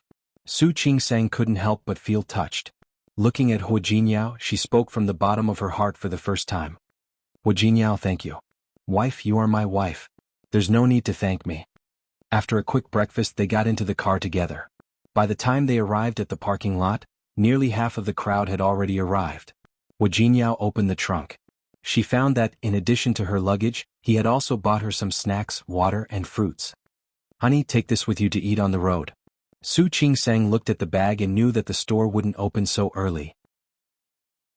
So, Hu Jinyao got up early in the morning to prepare this? Hu Jinyao. Honey. Hu Jinyao didn't seem to see the touched look in her eyes. His eyes kept searching the people in the medical team who had already arrived. Are all the people who are going here? Su Qingsang glanced at them. After a few minutes, almost all the people had arrived. She nodded. Yes, they should all be here. Some of them were people from other departments. She didn't know them, but they should all be here. Hu Jinyao glanced at them again and suddenly smiled. Chapter 152. Hu Jinyao looked at Zhuangchen, who had suddenly appeared, and suddenly turned to look at Su Qingsang. He moved closer to her ear and whispered, Honey, didn't you say that your senior brother was going? I didn't say he wouldn't go. In fact, Su Qingsang was also a little surprised. She had seen the name list, and Zhuangchen was not on it. How could senior brother be here? Compared to Hu Jinyao, Zhuangchen's expression was much gentler. He was also carrying 2 bags in his hands, which looked even fuller than the one Hu Jinyao was carrying. Qingsang. Zhuangchen acted as if he didn't see Hu Jinyao and put one of the bags in Su Qingsang's hand. I bought you some food so that you can eat on the way. He placed the other bag in the hands of Director Li, who was leading the medical team. Su Qingsang's luggage had already been carried into the car by Hu Jinyao. In her hands were the snacks that Hu Jinyao had bought for her. Zhuangchen put another bag in front of her. She looked at the bag and then at Hu Jinyao's gloomy face. She didn't reach out to take it. What happened? Zhuangchen looked at her and then at Hu Jinyao. It's just a little food. I believe Mr. Ho won't mind, right? The corners of Hua Jinyao's mouth twitched. He minded. Of course he minded. Hua Jinyao put on a fake smile and stepped forward. He put one arm around Su Qingsang and took the bag from Zhuo Hongchen's hands with the other. You're welcome. Why would I mind? As he spoke, he put the bag in Director Li's hand. All of you should thank Brother Zhuo. Zhuo Hongchen's smile was a little stiff. He turned to look at Su Qingsang and said, Qingsang, I can't go this time. You have to take care of yourself. We have to. Don't worry, Qingsang will. Hua Jinyao interrupted him. Qingsang is an adult. She will take good care of herself. The corners of Su Qingsang's mouth twitched. She didn't know who was the one who told her so many things like a child last night. Zhuo Hongchen looked at Su Qingsang. There were a lot of people in front of them and Hua Jinyao was there, so he couldn't say too much. Director Li. Zhuo Hongchen turned to look at Director Li and said with a smile, You've worked hard this time. Remember to take care of female comrades. Many people here knew that Zhuo Hongchen was Su Qingsang's senior. His instructions didn't cause much speculation. Now that he specifically pointed out the need to take care of female comrades, Director Li also smiled. Okay. Don't worry, I will definitely take good care of female comrades. Su Qingsang didn't think too much about it. Senior Brother Zhuo had always been nice to people. It was reasonable that he would give her something. Hua Jinyao's reaction surprised her.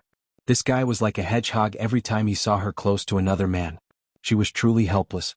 She felt more and more uncomfortable when she met the teasing gazes of the other members of the medical team. Okay, I'm going to get in the car. You can go back first. Honey. Hua Jinyao's hand was still on her shoulder. He glanced at Zhuo Hongchen. His meaning was obvious. If Zhuo Hongchen didn't leave, he wouldn't either. That's enough, Su Qingsang said in a very low voice. Go back. Don't you have to work today? It's still early for work. I'll see you off first. I'm already here. There are so many colleagues and seniors here. Don't worry. Chapter 153. This person he really was. Su Qingsang didn't know what to say. Hua Jinyao said, Honey, you have to video chat with me every day or call me. I know. And, Hua Jinyao. Su Qingsang didn't want him to continue. Look at other people. They all left right after they arrived. Only he was still standing there, refusing to leave. Hua Jinyao didn't say anything. He just squeezed her hand and whispered to her face, Okay. Remember to miss me. Su Qingsang blushed. She looked at the others and felt that they were all laughing at her. However, Hua Jinyao didn't seem to feel it. He stood by her side and held her hand tightly. When it was time to leave, Hua Jinyao had to let go. Su Qingsang got in the car. When she turned to look at Hua Jinyao, there was a trace of reluctance in her eyes. She waved at Hua Jinyao and chose a seat by the window. Hua Jinyao watched the car drive away before he turned to leave. However, when he saw Zhuo Hongchen, he took a step forward and walked towards him. Senior Brother Zhuo, you got up early. You're welcome. Not as early as you. Of course I got up early. Qingsang is my wife. She's been away for so many days.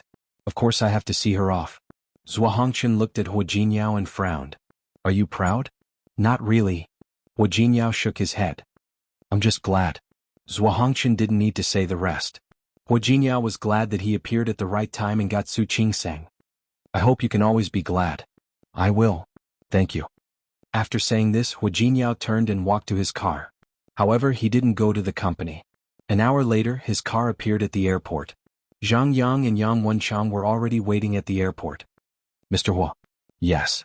Hua Jinyao put the car key in Zhang Yang's hand expressionlessly. Drive the car back for me.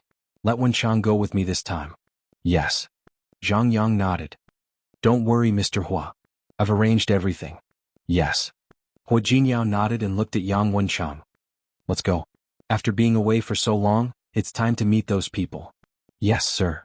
Yang Wenchang quickly followed Hua Jinyao into the boarding gate with anticipation. Destination Rong City. Rong City. Lin City was in the south and Rong City was in the north. It was already past the Mid-Autumn Festival, but Lin City was still very hot. Many people were wearing short-sleeved shirts. Rongqing had to wear a windbreaker. The Hua family's main residence was a 20-minute drive from the city center. It would take an hour to get there from the airport. Hua Jinyao had already dealt with some documents in the car.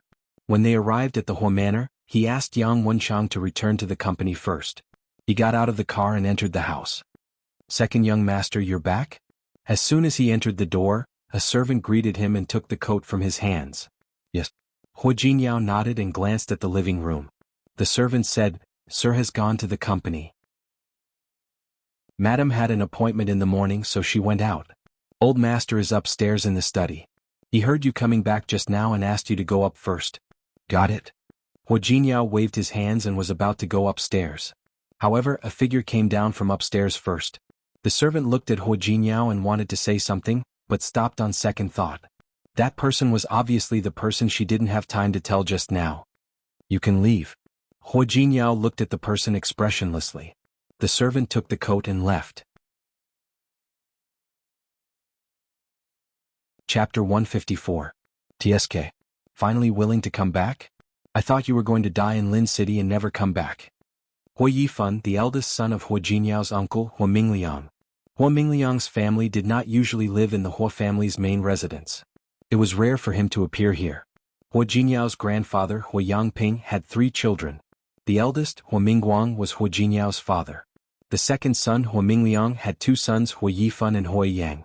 He also had a daughter, Hu Manzi. Third brother, Hu Mingmei. She was married to Wei Nantian, the eldest son of the Wei family, who was also one of the upper-class families in Rong City. He gave birth to Wei Sihai and Wei Siming. The Hu family was a big family, and Hu Yangping had a brother, Hu Yangyuan, who did not engage in business, but walked the path of righteousness. One of his younger sisters, Hu Yangxiu, was married to the commander of an army. In other words, the Hu family was extremely famous and had connections in all the realms. However, the most famous one was Hu Yangping. He started from scratch and accumulated a huge amount of wealth. At the same time, they were very resourceful. Almost all the businesses that the Hu family invested in were profitable. This was also the reason why the headquarters of the Hu family was called Tianyu. Under the sky, there were areas that the Hu family was involved in. Hu Mingguang was the current chairman of Tianyu Company. After he retired from Huali, he started to take over Tianyu. Compared to Hu Yangping, his methods were fierce but not gentle. Among Hu Yangping's 3 children, he was the one he liked the most. Because of Hu Mingguang's existence, the first branch of the Hu family had the most say in the entire Hu family. Although Hu Mingliang and Hu Mingmei both held positions in Tianyu, their authority was much smaller than Hu Mingguang's. This also made Hu Yifan, who was the younger cousin, very unhappy. In his opinion, he was no less capable than his cousin, Hu Jinyao. "Yifan, you must be joking. Rong City is my home. How could I not come back?" "Really?" Hu Yifan sneered. "Do you still think of this place as your home? I thought you were calling Lin City your home now. After all, Big Aunt and Big Uncle have been waiting for you to come back for so long, but you still haven't come back? Opening up a new market will naturally be more hectic and tiring. Not to mention my parents, even my grandpa understands me." But, Hu Jinyao glanced at Hu Yifan and chuckled. "Of course, you wouldn't understand such a situation. After all, your ability is limited. How could I let you do something like opening up a new territory?" Hu Jinyao. Hu Yifan didn't even call him cousin anymore. "Don't go too far. Am I wrong? I'm really sorry." Hu Jinyao spread his hands. "Usually, the truth is always unpopular.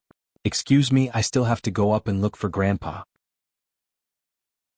He walked past Hu Yifan and headed upstairs. Hu Yifan's cold voice sounded behind him. "Hu Jinyao, don't be so smug. No matter how capable you are, if Uncle doesn't support you, don't even think about sitting in that position. Don't worry. Even if he doesn't support me, he won't support you," Hu Jinyao said without looking back. "After all, your aptitude is too ordinary." Ignoring Hu Yifan's sullen face, Hu Jinyao went straight upstairs. The main residence of the Hu family had 5 floors. Hu Yangping lived on the 2nd floor. In addition to his bedroom, there was also a study that was specially for him. When Hu Jinyao entered the door, Hu Yangping had just finished writing a piece of calligraphy. He took a step back and looked at his writing. He didn't even raise his head when he heard the door open. Chapter 155. What? You know I'm back? Hu Yangping's voice didn't sound old, but rather quite energetic. Hu Jinyao took a few steps forward and stood beside him. "Grandpa, your handwriting is getting better and better." "Don't flatter me." Hu Yangping glanced at him, and no one could tell whether he was happy or angry on his expressionless face. "I'm old and won't fall for this." "Grandpa, what are you saying? How is this flattery?" Hu Jinyao pointed at the words written by Hu Yangping and said, "Look here and here. The strokes are strong and vigorous. To be honest, Grandpa's handwriting is getting stronger and stronger. Hu Yangping stepped back and sat down on the chair. He picked up the cup of tea beside him and took a sip. Hu Jinyao. Hu Jinyao stood up straight. Every time Hu Yangping called his full name, it meant that he was very angry. Grandpa, if you have something to say, just say it. There's no need to shout so loudly. If you're afraid that I'll shout, then don't do anything that will make me angry. How did I make you angry? Hu Yangping was over 80 years old, but he was full of energy and vigor. Seeing that Hu Jinyao was pretending to be dumb, he sneered. Do you think I don't know what you did in Lin City? Grandpa. His voice carried the meaning of begging for mercy. I'm old and you always have your own ideas, so I'm too lazy to care about you. Talk to your father yourself. Hu Jinyao's expression changed slightly. He nodded and said, Grandpa, don't worry. As long as you don't object, I'm relieved. What are you worried about? Hu Yangping glared at him. If she's really a good girl, bring her back. Is there anything shameful about the Hua family's eldest granddaughter-in-law? Grandpa. He wanted to bring Su Qingsang back, but now was not the time. Don't blame me for not reminding you. Your mother has already helped you secure the position. Hu Jinyao's expression changed. He pursed his lips into a straight line and stood there with his brows tightly knitted together. Grandpa, I understand. Thank you, Grandpa. Hu Jinyao took a shower and changed. Then he returned to his study to deal with some official matters. At dinner time, Hu Jinyao's parents came back. A servant came up and asked Hu Jinyao to go downstairs for dinner. When Hu Jinyao went downstairs, his parents Hu Mingguang and Lu Tongjia were already seated at the dining table. You still know to come back? It was exactly the same as old Master Hu Yangping's opening remarks. Hu Mingguang looked at his son with obvious dissatisfaction in his eyes. Dad, what are you talking about? This is my home. Of course I have to come back. You still know that this is your home? Hu Mingguang snorted. I thought you didn't know where your home was. Hu Jinyao pretended not to hear her. He smiled at Aunt Lu, who had pulled out a chair for him. Thank you, Aunt Lu. Turning to look at Hu Mingguang, he raised his eyebrows in confusion. How could you not know? The Hua family was such a unique place that everyone in Rong City knew about it. I'm no exception. Lu Tongjia was infuriated by his reaction. Enough. What's with that cheeky smile every day? How old are you, yet you still don't behave properly? Hu Jinyao rubbed his nose and sat up straight on purpose, placing his hands on his knees. He turned to look at Lu Tongjia. He gestured for her to shut up again. Lu Tongjia was so angry that she almost vomited blood. Hu Jinyao. Tell me I'm not deaf. Chapter 156. Finally he calmed down. There was no anger on his face, only indifference. Since you're back, put your marriage with Ruoli on the agenda as soon as possible. I've already made a good day for you. The 30th of next month will be a good day. The Su family has also agreed. The wedding will be organized by the wedding company. You just have to attend. Mom. Hu Jinyao was still sitting in the same position, but he turned his head to look at Lu Tongjia. I forgot to tell you. I'm already married. Lu Tongjia's expression changed again. She stared at Hu Jinyao, trying to suppress her anger. If you're talking about your marriage with that illegitimate daughter of unknown origin in Lin City, don't mention it. I won't admit it. I only admit that Ruoli is my daughter-in-law. Mom, you seem to be mistaken about one thing. Qingsang and I have already gotten our marriage certificate. We are legally married. If you want me to marry Su Ruoli, aren't you asking me to commit bigamy? You can still get a divorce after you get married. Lu Tongjia said in a tone that left no room for negotiation. That ignorant woman only wants money. She can be sent away with money. Hu Jinyao's expression began to change. He wanted to say something, but Lu Tongjia didn't give him a chance. I'll give you half a month to break up with that woman.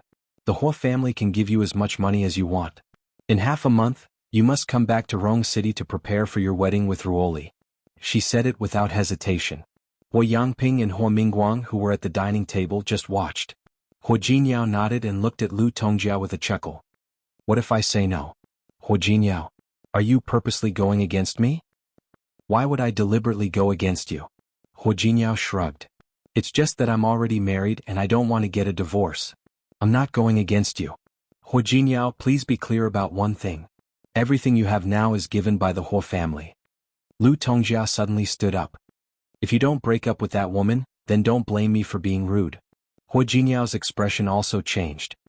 He put away his cynical attitude, stood up, and looked at Lu Tongjia. Then Mom, what do you want me to do? What do you think? Lu Tongjia sneered. He disobeyed his elders and made a private commitment. What do you think I can do to an unfilial son like you? Do whatever you want. Anyway, I can't divorce Qing Sang or marry Su Ruoli. If you want a marriage alliance, you can ask Hui Yifan or even Hui Yang to go.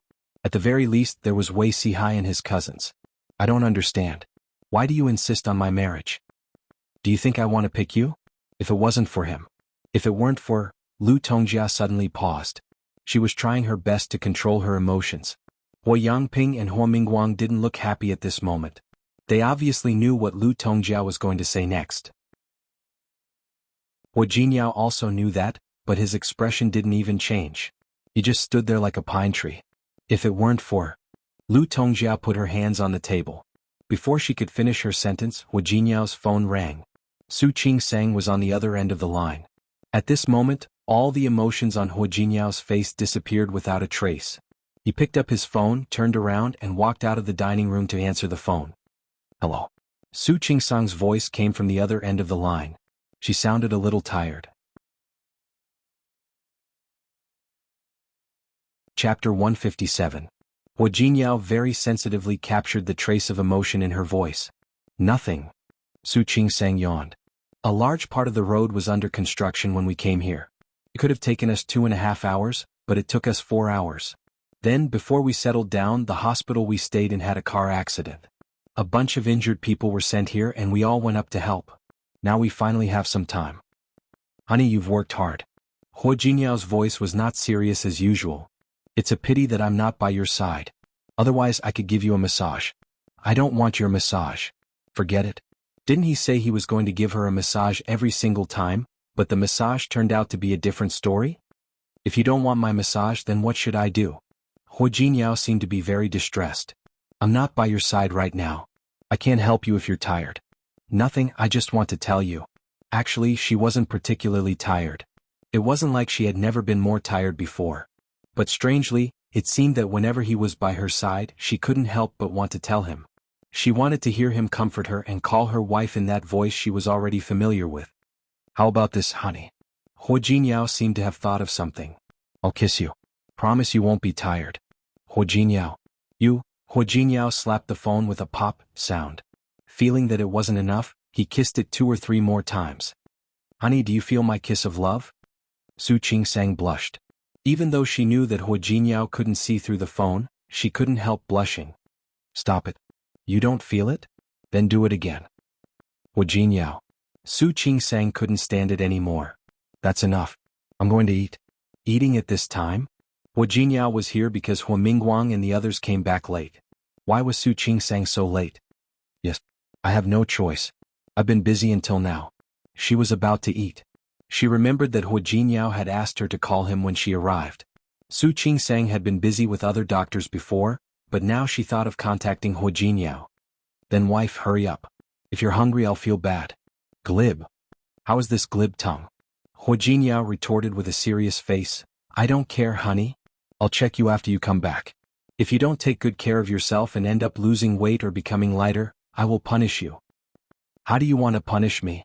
Su Qing Sang didn't believe that he would dare to do anything to her. How do you think I can punish you? Hua Jinyao smiled meaningfully. He spat out 2 words. Su Qing Sang's face turned even redder. I'm not going to talk to you anymore. I'm hanging up. Honey. Hua Jinyao stopped her. You seem to have forgotten something, haven't you? What is it? What do you think? Hua Jinyao didn't mind reminding her. I've already sent you so many love kisses. Are you going to hang up on me just like that? Su Qing Sang was defeated by him. In the end, she had no choice but to kiss the phone. Hua Jinyao was satisfied and finally let her go. He hung up the phone and turned around, only to find Hua Mingguang standing behind him. Hua Jinyao wasn't embarrassed at all when he heard him talking on the phone. He walked past him and continued in the direction of the restaurant. Hua Mingguang blocked his way and stared at Hua Jinyao with a serious expression. Chapter 158. Hearing this, Hua Jinyao couldn't help but want to laugh. Dad, what are you talking about? Qing Sang and I even got a marriage certificate. You can get a divorce after you get married. Hua Mingguang frowned.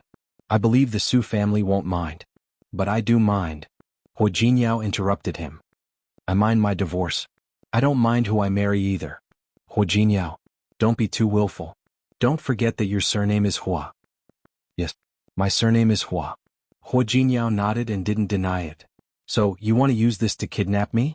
It's not kidnapping. I want to remind you of the responsibilities and obligations that you should bear as a descendant of the Hua family. Hua Mingguang's eyes were sharp, and his face, which was somewhat similar to Hu Jinyao's, had an undeniable strength. I refuse. Hu Jinyao looked at him. The father and son were similar in height and appearance. The same aura. Hu Jinyao. You, don't say anything else. Hu Jinyao's eyes flashed with gloominess. I know what you want to say. I know it all. But I won't listen. I refuse. Hu Jinyao said this and turned to walk out. It seems that you don't welcome me in this house. In that case, I'd better not be an eyesore for now. Before Hua Mingguang could stop him, Hu Jinyao had already strode out the door. Shi Mingguan's wedding dress design studio had been open for 2 years. She designed high-end dresses and wedding dresses. She had a small reputation in the industry. People who knew her all said that she was a genius designer. Even if she hadn't been able to squeeze into the top domestic designers, there were many people in Lin City who asked her to design wedding dresses. The wedding dress that Su Qingsang wore before was designed by Shi Mingguan, but she didn't expect that one day Su Peijian would also come to her to design a wedding dress. Looking at Qiu Yanba and Su Peijian in front of her, Shi Mingguan really didn't want to accept business from these two people. Miss Su, Mr. Qiu, I wonder if you have any special requests. Su Peijian's face was cold and she looked very unhappy. In her opinion, she should go to Milan or Paris to find a top-notch designer to design a wedding dress that suited her status. But Qiu Yanba actually brought her to Shi Mingguan? Can you order wedding dresses from Milan and Paris? Su Peijian looked proud. Shi Mingguan resisted the urge to roll her eyes. Sorry to disappoint you. We only sell wedding dresses designed by me. Su Peijian didn't even think about sitting down. She turned around and looked at Qiu Yanba. Yanba, let's go. Don't worry. Qiu Yanba glanced at Shi Mingguan and put his hands on Su Peijian's shoulders. Just let her design it. If you're satisfied, then use it. If you're not, then we'll go to Paris or Milan to order, okay? Su Peijian didn't look too happy, but she didn't object. Shi Mingguan had no choice but to take out a pen and paper and listen to Su Peijian's instructions. Shi Mingguan wrote down Su Peijian's request in detail and seriously. Then she sent them off with a fake smile on her face. When he entered the house, he couldn't help but call Su Qingsang. Su Qingsang was very busy. Although Qingyuan County was a small county, it had many towns and villages. This time they had to go to every village for free medical consultation. 20 days in 9 towns and villages, an average of 2 days in each town. This meant that they didn't have time to rest at all and had to go to the next town after resting.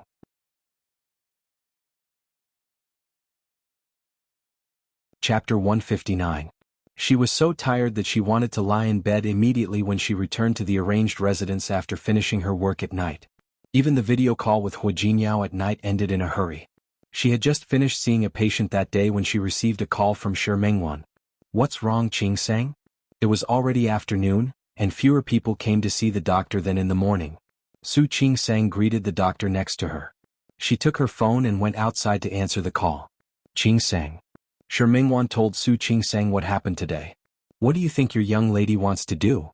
Su Peijian asked Shi Mingguan to order a wedding dress? Why did it sound so magical to Su Qingsang? I don't know. Su Qingsang didn't know much about Su Peijian, but she said, I think you might be thinking too much. Maybe she just admires your design. How is that possible? You didn't see her face when she entered the door. She looked so arrogant, as if I owed her money. I really wanted to tell her to come if she wanted to. I don't want to wait on you. Don't? Su Qingsang smiled. Why not design? Just take it. And do it well. When the time comes, make a lot of money from her. That's your style, Miss Shi? Yes, that's true. Shi Mingguan nodded. I think it's not normal for Su Peijian to come to me. I'm thinking about what I have that she can plot against me. You're thinking too much. Does she want to deal with me through you? That's not Su Peijian's personality. That's true. Shi Mingguan smiled and felt that she was thinking too much. Well, you're still in the countryside. I'll talk to you later. Remember to take good care of yourself and don't get too tired. Yes, I know. You too. Shi Mingwan gave a few more instructions, hung up the phone and turned around. She found Qiu Yanba standing behind her. She was shocked and couldn't even hold her phone. You, sorry? Qiu Yanba smiled calmly. I dropped something here. As he spoke, he picked up a wallet from where he had been sitting. Shi Mingwan didn't notice it just now. By the way, you just said that Qing Sang went to the countryside? Yes. Go to Qingyuan. Shi Mingwan was halfway through her sentence when she suddenly looked at Qiu Yanba defensively. Mr. Qiu, why do you care about this? It's nothing. I was just asking. Qiu Yanba's expression was indifferent. Speaking of which, I've been working with Hu Jinyao recently, so I'm just asking. You don't need to be so nervous. Although Shi Mingwan felt that it was strange, she didn't think too much about it. She sent Qiu Yanba off with a smile, not noticing the flash of scheming light in his eyes. After hanging up the phone, Su Qingsang found that it was raining outside, and the number of patients had begun to decrease. Today was her 9th day in the countryside. They had already visited 4 towns. Tomorrow he would go to the 5th village. Everyone packed up and planned to leave for another town the next morning. After midnight, the rain became heavier and heavier. The next morning, when the medical team was about to set off, it was still raining. Everyone looked at Director Li, waiting for his instructions. Director Li took out his phone to check the time and check the weather forecast. It's been raining and it won't stop for the entire morning. It's only a 2-hour drive to Gaoye town. Let's hurry up and set off now. Since Director Li said so, everyone carried their things into the car and got in together. Chapter 160. He took out his phone and glanced at it. Because of the rain, the signal was very weak. It's raining. Let's go to Gaoye town now. My eyelids keep twitching. After editing the message, Su Qingsang deleted it. What was wrong with her? She sent messages like this to Hu Jinyao for no reason. Not to mention that he wasn't here now. Even if he was, he still had to go to the place he wanted to go. Let's go to Gaoye town now. It will probably take a while for us to settle down. I'll contact you when we get there. A few minutes later, she received a reply from Hu Jinyao. Give him a kiss. Remember to take care of yourself. Don't tire yourself out. Looking at the affectionate emoji sent by Hu Jinyao, Su Qingsang's uneasiness disappeared. I know. You too, he replied, feeling that his tone wasn't intimate enough. But that was already her limit. Thank you for your concern, my wife. Honey, don't forget to miss me. Su Qingsang looked at that sentence and seemed to be able to imagine Hu Jinyao's expression at that moment. She chuckled. He lifted his eyes to look out of the window, and the smile on his lips could not be suppressed. Miss him? Of course he wanted to. However, she did not want to tell him. The road to Gaoye town was basically a mountain road. The rain was getting heavier and heavier. The people in the car looked at the rain and were not in the mood to chat. He only hoped that this part of the journey would be smoother. Halfway through the car, the driver suddenly braked. Su Qingsang fastened her seatbelt. Otherwise she might have flown out. Not good, there seems to be a landslide in front. The driver looked at the windshield that was constantly being washed by the rain, and his expression was solemn. There were 2 cars in their group. Director Li poked his head out. Can we rush over? Let me try. The driver's face was livid as he quickly stepped on the accelerator. Su Qingsang wanted to stop him, but it was too late. The landslide in front of them was severe and big rocks kept rolling down. Before the driver could rush over, a few large rocks rolled down. Their car was stuck in the middle of the road, unable to move. The cars behind also stopped. Rocks were still rolling down from above. The driver drove the car to the side where there was a big tree. He used the tree to stabilize the car and prevent it from sliding down the hill. Boulders and sand were still rolling down. Yixinga took out her phone to call the police. Before the phone could be pulled out, a large rock fell on the car. The car hit a tree and slid down the slope for a long distance. Su Qingsang's phone flew out. Before she could pick it up, the car slid down a lot more. A few nurses in the car were already shouting. Steady yourself. Calm down. Director Li had never encountered such a situation before. He wanted them to calm down. But the car began to slide again. Su Qingsang gripped the handle of the front seat tightly. His heart sank as he watched the car slide down the slope. Another boulder fell and the car they were in followed the car behind it, sliding further down the hill. There were even signs of the car overturning. This time even Su Qingsang couldn't stay calm. Looking at the phone that she had thrown, she tried to pick it up. At this moment the car completely rushed down the hill. At the headquarters of Tianyu Group in Rong City. Sitting in the conference room, Hua Jinyao glanced at Hui Yifan and Hui Yang, who were sitting below, and picked up the document in front of him.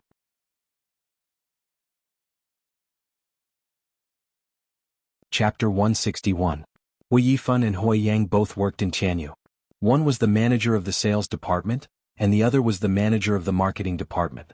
President Hua, I don't think you can blame me for this. Hui Yifan was very clear about his work and personal interests in the company. He usually called Hua Jinyao. What do you mean? Nothing. Hui Yifan chuckled. Everyone in Rong City knows that President Hua is very capable. You've almost finished negotiating this kind of case before. If I continue to talk, won't I be stealing your credit? Hua Jinyao stared at Hui Yifan's face and felt that his smile was asking for a beating. President Hua, don't be angry. Don't you think so? As your younger brother, I can't possibly steal your credit, can I? So you can deliberately not do anything and let this project that could have already started be in a state of stagnation until now. Hua Jinyao's voice was slightly cold, and he casually knocked on the table with his hand. But that was a precursor to his wrath. How could that be? Aren't you back now? You can continue. Besides, I've already asked the chairman. The current chairman of Tianyu Group was Hua Mingguang, Hua Jinyao's father. You're using the chairman to pressure me? I wouldn't dare. I'm just stating the truth. Hua Yifan kept smiling. Hua Jinyao nodded and said, good, very good. Since manager Hua felt that this kind of thing needed to be consulted. I think you don't want to stay in this position anymore. Why don't you leave the business department and go to the logistics department? Hua Jinyao. Hua Yifan stood up. What do you mean? Nothing. Hua Jinyao ignored the change in his expression. This company belongs to those who are capable. If the company can't operate normally after I leave for a few days, then what do I need you for? The atmosphere in the conference room had been very gloomy. Hua Jinyao ignored him and stood up. I will personally go to the Lin Corporation today to negotiate the contract. But this is the last time. I hope that when I'm not around you can display your strengths and do your own things well. Instead of using such an evasive attitude to deal with me. Hui Yifan glared at Hua Jinyao, his eyes dark. Hua Jinyao glanced around the meeting room. As for how to deal with manager Hua. Effective immediately. Hui Yifan took half a step forward and was about to argue with Hua Jinyao. Hua Yang held his hand from behind and shook his head gently at him. Hui Yifan stopped and looked at Hua Jinyao's back with a gloomy look. On the other side, Su Qingsang's car kept going down and was hit by the car behind it twice. Su Qingsang's head accidentally hit the seat in front of her when she was falling. She lost consciousness for a while. When she woke up, she found that their car was stuck halfway up the mountain. A few big trees were caught. Her body was held in place by the seatbelt. Her head was dizzy and painful. She tried her best to raise her head to look at the situation and environment in front of her. Only then did she realize that she was not the only one who was awake. The other members of the medical team were also awake, but no one dared to move. The driver's body was hanging from the driver's seat, and his head had hit the glass in front of him. His face was covered in blood, and he had already fainted. Director Li, Deputy Director Qin, and a few nurses were awake, but they did not dare to move. That was because the car was supported by those trees. The car was leaning at a 40-degree angle.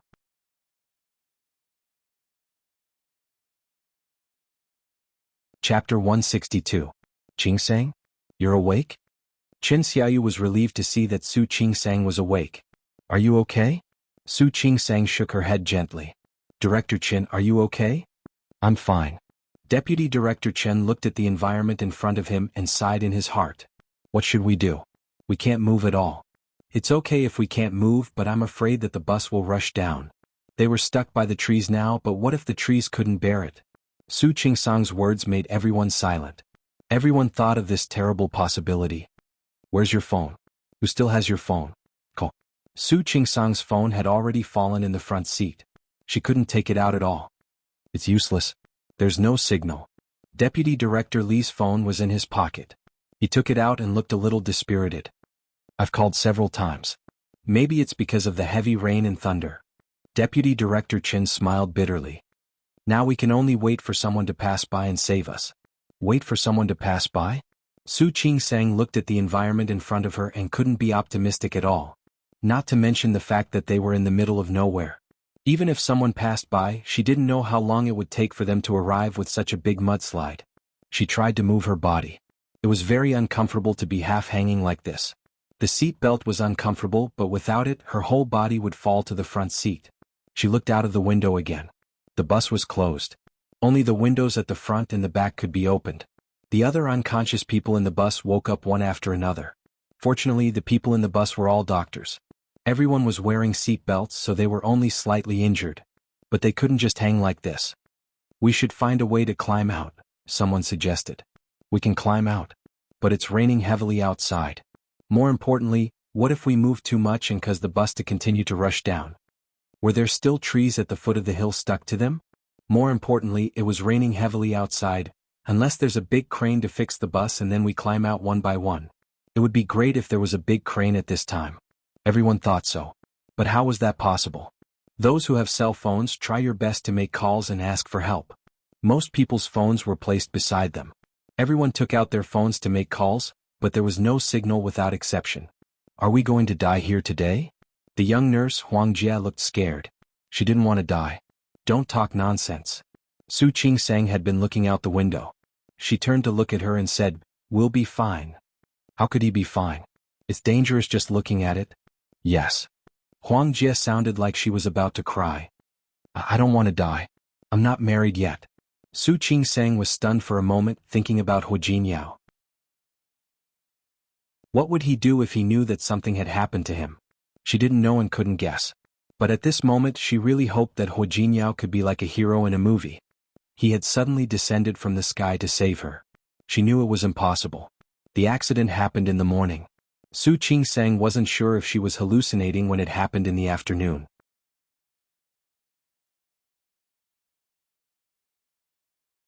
Chapter 163. She carefully tilted her body and looked up.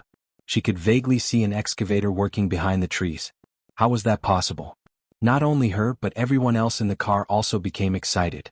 However, no one dared to move. They were afraid that the car would fall or something. The sound of the machine behind them grew louder and louder. When the rescuers' faces appeared outside the car window, Su Qingsang's heart was at ease. Huang Jie, who was behind her, cried tears of joy. No one dared to move, waiting for the rescuers to rescue them. Soon, the rescuers broke the window and began to pull people out one by one. The first person to be rescued was the driver. He didn't wake up. Obviously he was injured. After he went out, Director Li, Deputy Director Qin, and Huang Jie were all rescued. Su Qingsang wasn't the last. When she went out, the paramedics were resuscitating the driver. He had a head injury, but fortunately it wasn't fatal. Su Qingsang was about to help when she was pulled back. "Are you okay?" The familiar voice stunned her. She turned around and was shocked to see Qiu Yanba's enlarged face. "Why are you here?" She even forgot how to address him. She just stared at him blankly. "Are you okay?" Qiu Yanba didn't answer her question. Instead he looked her up and down. Su Qingsang had bumped into the front seat. There was a bump on her forehead, but it wasn't bleeding. "Are you hurt?" Qiu Yanba reached out to touch her forehead. Su Qingsang instinctively avoided it, but she was a little weak because she had been hanging in the seat for too long. Qiu Yanba's hand still touched her forehead. She snorted. He took out a bottle of water from behind him. "Drink some water first. The food is in the car. The car can't stop here, so you have to walk." Su Qingsang was very thirsty. She reached out to take the bottle of water and drank a few mouthfuls. Her throat felt much better. "Thank you." "You're welcome." She looked so disheveled. Her hair was messy, her face pale, and there was sweat on her forehead. Qiu Yanba couldn't help but raise his hand to wipe her sweat. Su Qingsang was once again startled by the sudden approach. She dodged backward again, and at the same time she avoided his hand. This was a place where a large landslide had occurred. Her heel was a rock. Su Qingsang lost her balance and almost fell. Qiu Yanba was quick to catch her. "Be careful." He put his hand on her shoulder. Su Qingsang felt uncomfortable. The situation in front of her was so weird. "I can stand on my own. Can you let me go first?" "Okay," Qiu Yanba said, but he showed no signs of letting go. He supported her body to the side. "Stand here. The terrain here is flatter." Su Qingsang really wanted to avoid his hand on her body, but the road in front of her was really not smooth. Then, because she wanted to avoid him, she tried to lie down on the rock several times. Not only did she not walk steadily, but she almost fell down several times. If Qiu Yanba hadn't steadied her, she would have easily fallen. "Thank you." Su Qingsang was not an ungrateful person. He thought for a moment and tried to find something to talk about. Why are you here? What do you think? How did Su Qingsang know? She wasn't Su Peixian. Moreover, she didn't even know what kind of business the Cho family had.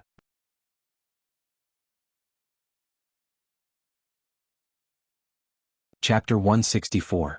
Qiu Yanba smiled. He helped Su Qingsang to a tree at the back, where they stood on a relatively balanced spot. What kind of business do you think there is in this small Qingyuan county that I can negotiate with? Su Qingsang didn't know how to respond to this question. Then you, Qiu Yanba stood in front of her. He didn't seem to be uncomfortable with the chaotic and noisy environment around him. If I say that I'm here to look for you, do you believe me? Su Qingsang widened her eyes and looked at him. When their eyes met, she twitched the corner of her mouth and said, "Brother-in-law, this joke is not funny." It's a joke. Qiu Yanba lowered his head and looked at Su Qingsang's face. Also, don't call me brother-in-law. I'm not married to your sister yet. In my heart, you are my brother-in-law. Su Qingsang took a step back as she spoke. Behind her was the trunk of the big tree, and she had nowhere to retreat. Qiu Yanba took a step forward. But I suddenly realized that I don't want to treat you as my little girl anymore. What should I do? Qiu Yanba. Su Qingsang's face was cold. She couldn't accept Qiu Yanba's attitude at all. I'm already married and you're going to marry my sister soon. I hope you can respect yourself. Her voice wasn't loud. She had been hanging there for a long time, so she was still a little weak. Qiu Yanba stared at the obvious rejection in her clear eyes. His mind, however, was replaying the scene of her talking to Huo Jingyao on the phone. He really wanted Su Qingsang to have the same look in her eyes because of him. Qingsang, did you know? The Cho family and the Su family had previously arranged an engagement. But it didn't say that it had to be your sister. If you are willing, I don't mind changing the bride. Was this person crazy? Su Qingsang stopped talking. He looked around and saw that most of the injured people had been rescued. The injured were tending to each other's wounds. Su Qingsang had no intention of talking to Qiu Yanba. Sorry you don't mind, but I do. I'm still in the countryside and I still have work to do. She stopped talking to Qiu Yanba and turned to help. Qiu Yanba was left looking at her back, his eyes full of determination. It only took Huo Jinyao one afternoon to sign the contract that Huo Yifan had been delaying. This was something that had been decided long ago. It made no difference whether he was here or not. However, Huo Yifan had kicked the ball back to him. What if he didn't return to Rong City? What did Huo Yifan want to do? Huo Jinyao refused to have dinner with the CEO of Lin's company and left after signing the contract with him. As soon as they left the company, Yang Wenchang, who had been following him, finally spoke. President Huo. Yes. Something happened in Qingyuan County. What does the incident in Qingyuan County have to do with him? Huo Jinyao didn't understand what Yang Wenchang was trying to say, but only for a few seconds. He suddenly stopped and looked at Yang Wenchang. What did you say? I said something happened in Qingyuan County. It was a landslide. Because of the heavy rain, there was a large landslide. Then, speak. Huo Jinyao's expression was already quite cold. I tried to contact Miss Su, but I couldn't reach her. Huo Jinyao's face darkened, but Yang Wenchang had no choice but to finish the job. Except for Miss Su, we can't get in touch with the rest of the medical team with her.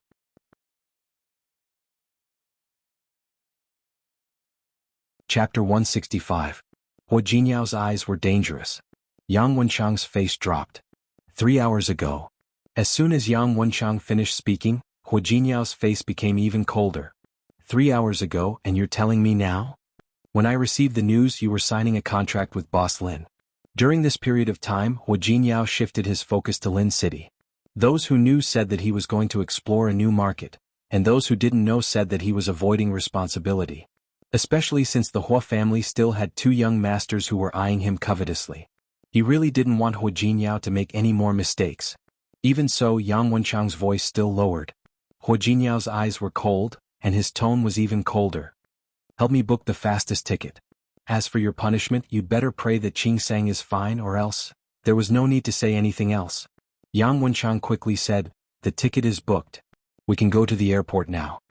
Huo Jinyao's face became a little clearer, and he strode to the parking place.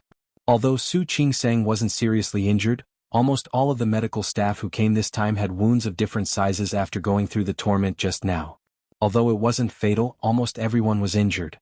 After Deputy Director Li of the medical team called the relevant leaders, they decided not to go to Gaoye town. Just as a group of people followed the rescue team back to the center of Qingyuan County, a village in front of them was buried because of a large-scale landslide. The rescue team was now going to rescue as soon as possible. There was only a health center in this place. Seeing this situation, the doctors and nurses of the medical team didn't say that they were going to rest and helped.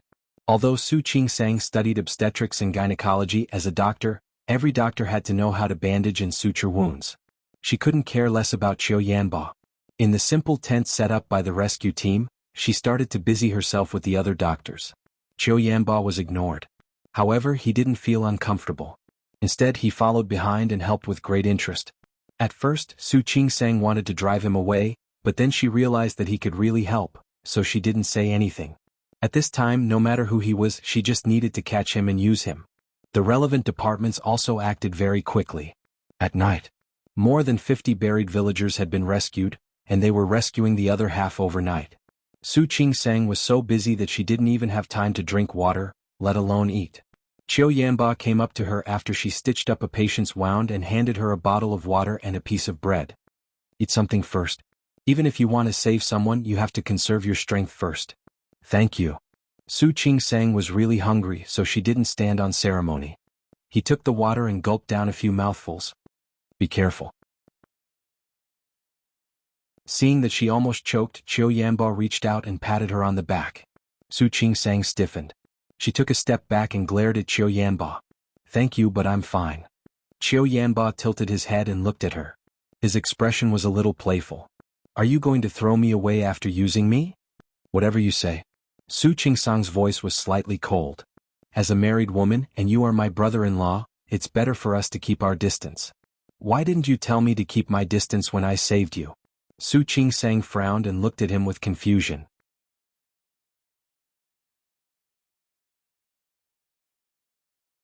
Chapter 166. Qiu Yanba spread his hands. Why do you think the rescue came so quickly in Gaoye town? Because I was on my way to find you. I heard something happened, so I transferred people here as soon as possible. Su Qingsang didn't say anything. Although they had been in trouble for a long time, the people here came quickly. You can also watch the news now. There are several nearby towns that have experienced disasters of different degrees.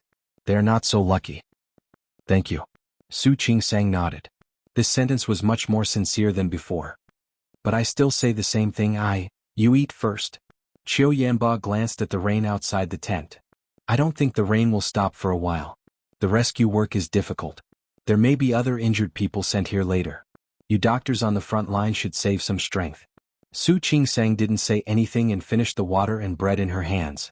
She glanced at Qiu Yanba and turned to continue with her work. It's not cute at all. Qiu Yanba raised his eyebrows and muttered to himself. He touched his chin. But it's quite interesting. Another hour passed and the rescue workers rescued another 8 villagers. One of them was a pregnant woman who was 8 months pregnant. She had stopped breathing when she came out. The situation was very critical. The pregnant woman's husband was working outside and survived. Seeing this situation, he almost knelt down to the medical team doctors. Su Qingsang was not in the mood to talk to him. She followed Chief Chen and the nurses into the tent. The husband wanted to follow in but was stopped by Qiu Yanba. Sir, if you go in, it will affect the medical staff. You'd better wait outside. Su Qingsang happened to hear this when she pulled up the tent. She couldn't help but look at Qiu Yanba again. The husband finally stopped saying he wanted to go in. The rain outside slowly let up. Qiu Yanba looked into the tent. There was no movement, so they could only wait.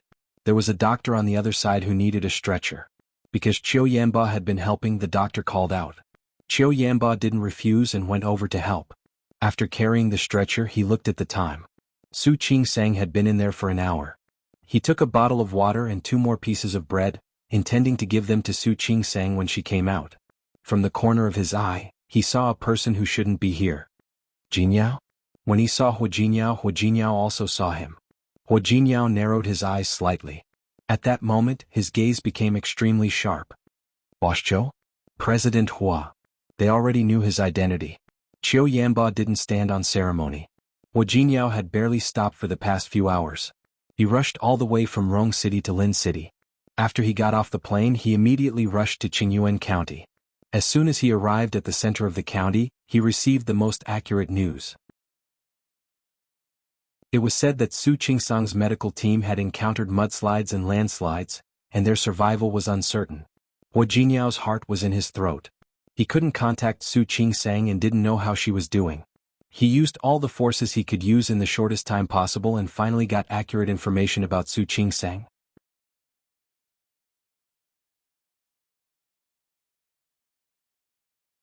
Chapter 167. Hua Jinyao looked Qiu Yanba up and down. His eyes were deep and unreadable. However, it only took him a few seconds to turn around and continue looking for Qingsang. When they arrived, they had already heard that the medical team was fine, so they were participating in the rescue. He had only turned halfway when Qiu Yanba spoke as if he knew what he was going to do. Qingsang is having surgery inside. I don't think he'll come out so soon. He pouted and pointed at one of the tents. Hua Jinyao paused and turned around to look at Qiu Yanba. Their eyes met, and there seemed to be some tension in the air. Hua Jinyao wasn't in a hurry to find Su Qingsang. He took a step forward and stood in front of Qiu Yanba. Boss Qiu, can I ask why you are here? What do you think? Qiu Yanba didn't answer his question directly. His half-smile was full of mischief. I'm not familiar with Boss Qiu, so naturally I wouldn't know. But I think the Li family and the Su family might know better, don't you think? Qiu Yanba chuckled, his expression calm. Mr. Dai, you don't have to bring up the Su family and the Li family. Although the Qiu family doesn't dare to say that they can cover the sky with one hand, no one can stop me if I want to do something. I admire President Chao's confidence. However, I also want to give you a piece of advice. What? Hua Jinyao casually put his hands into his trouser pockets, and his handsome face was a bit cold. Living in this world, one must know one's own limits and know where one's abilities lie. Secondly, one should know how to be content with what they have. Those who covet things that don't belong to them usually don't end up well. What do you think? Thank you for the reminder, President Hua. However, I'm a rebellious person by nature. I like to make things that don't belong to me mine. Only then would the process be interesting. What do you think? Hua Jinyao's face darkened. He was trying his best to restrain the urge to punch Qiu Yanba. Wah wah, the baby's cry came from inside. The husband was about to rush in when a nurse came out. Li Xiuli's family, mother and son are safe. She has some external injuries and needs to rest in bed. Thank you, doctor, thank you, doctor. When Su Qingsang and Director Chen came out of the tent, both of them were covered in sweat. None of them expected that she would encounter such a dangerous situation on this trip. Rubbing her brows, she was about to grab a bottle of water when 2 bottles of water appeared in front of her. Qiu Yanba placed the water and bread in front of Su Qingsang. The other bottle of water was naturally handed over by Hua Jinyao. When Su Qingsang saw Hua Jinyao, she was so shocked that she even forgot to take the bottle of water. What's wrong? Are you stupid? Hua Jinyao put the water in her hand with a faint smile in his eyes. Seeing him suddenly appear, Su Qingsang didn't take the bottle from his hand. She just stared at him blankly, unable to come back to her senses for a long while. Jinyao. She looked at the bottle of water and then at him. Was he real? Yes. Hua Jinyao nodded. Looking at her dumbfounded expression, he wanted to laugh. Seeing that she didn't move, he couldn't help but reach out and pull Su Qingsang into his arms. It was already past the Mid-Autumn Festival. Even though Lin City was a southern city, it was still a little chilly. Hua Jinyao had been worried about Su Qingsang all the way here, so he didn't even open an umbrella. His clothes were already wet and his body was full of water vapor. Su Qingsang was held by him, but she didn't feel the coldness of his body at all. Chapter 168. She didn't know when it started to rain again, but it was just a drizzle. Hua Jinyao hugged Su Qingsang very tightly. His lips were right next to her cheek. He turned his face and kissed her cheek a few times. His lips were also cold. Su Qingsang shrunk her neck. It seemed that she only realized what she had done at that moment. She gently pushed Hua Jinyao to let go of her. Hua Jinyao let go of her but didn't let go of her. You scared me today. Su Qingsang was also shocked, not to mention him. The moment she was hung on the car, she really thought that she was going to die. Why are you here? Su Qingsang didn't tell him that she was scared at that moment. She was actually more curious about why he was here. I was worried about you. So I came. Hua Jinyao looked at her with clear eyes. Under the not very bright lights, she could see that his eyes were filled with her shadow. Su Qingsang's heart was like a feather gently brushing against the lake of her heart when she was being looked at like that. Her heart, which had always been calm and indifferent, could no longer be calm at that moment. The atmosphere between the two of them was really too beautiful. Even in such an environment, it couldn't be ignored. Ahem. Jing Sang, eat something first. You should be hungry again. Qiu Yanba's voice interrupted Su Qingsang's thoughts. Only then did she realize where she was and what kind of environment she was in. She blushed and took a step back uncomfortably. She didn't take the bread and water from Qiu Yanba's hand. Instead, she took the water from Hua Jinyao's hand.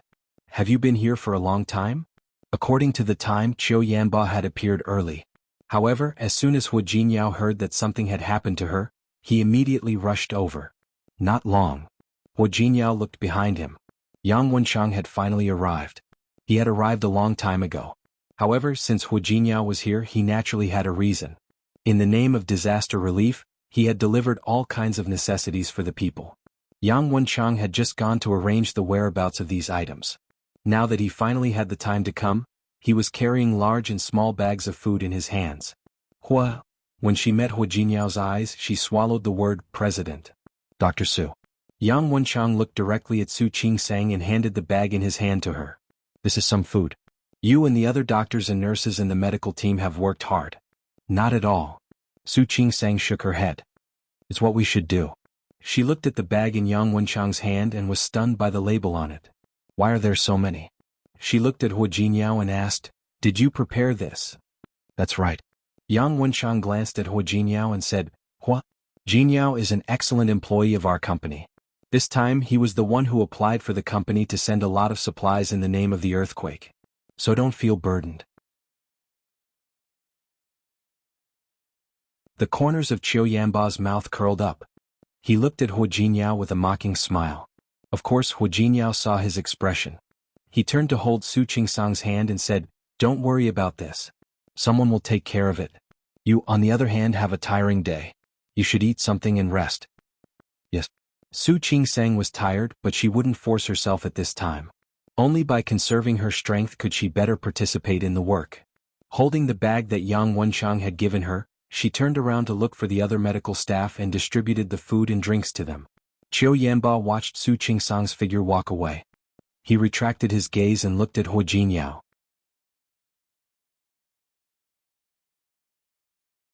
Chapter 169. Qiu Yanba's expression was unreadable. Hua Jinyao's expression was slightly cold. What does President Qiu mean? Nothing. Qiu Yanba smiled. I just thought it was strange. I don't know who said it, but the first element of marriage is sincerity. President Hua, am I right? Hua Jinyao didn't take this threat seriously. So, I mean to say that a marriage which begins with deceit has no sincerity, and probably no loyalty. He really did not know how long such a marriage could last. What do you think? Don't worry, Boss Zhou. Hua Jinyao's expression didn't change, but his tone was a little cold. It doesn't matter how you started it. What matters is how you maintain it and what kind of results you get. When it came to time, there was really no need for Boss Zhou to worry. I believe it will last as long as I live. Is that so? President Hua sure is confident. Qiu Yanba smiled and raised the bottle of water in his hand. In that case, I can only wish you all the best, President Hua. Hua Jinyao glanced at Qiu Yanba coldly and turned to look for Su Qingsang. The rescue continued, and the medical team arranged for people to take turns on duty. Those who were not injured would keep watch for the first half of the night, while those who were injured would keep watch for the second half.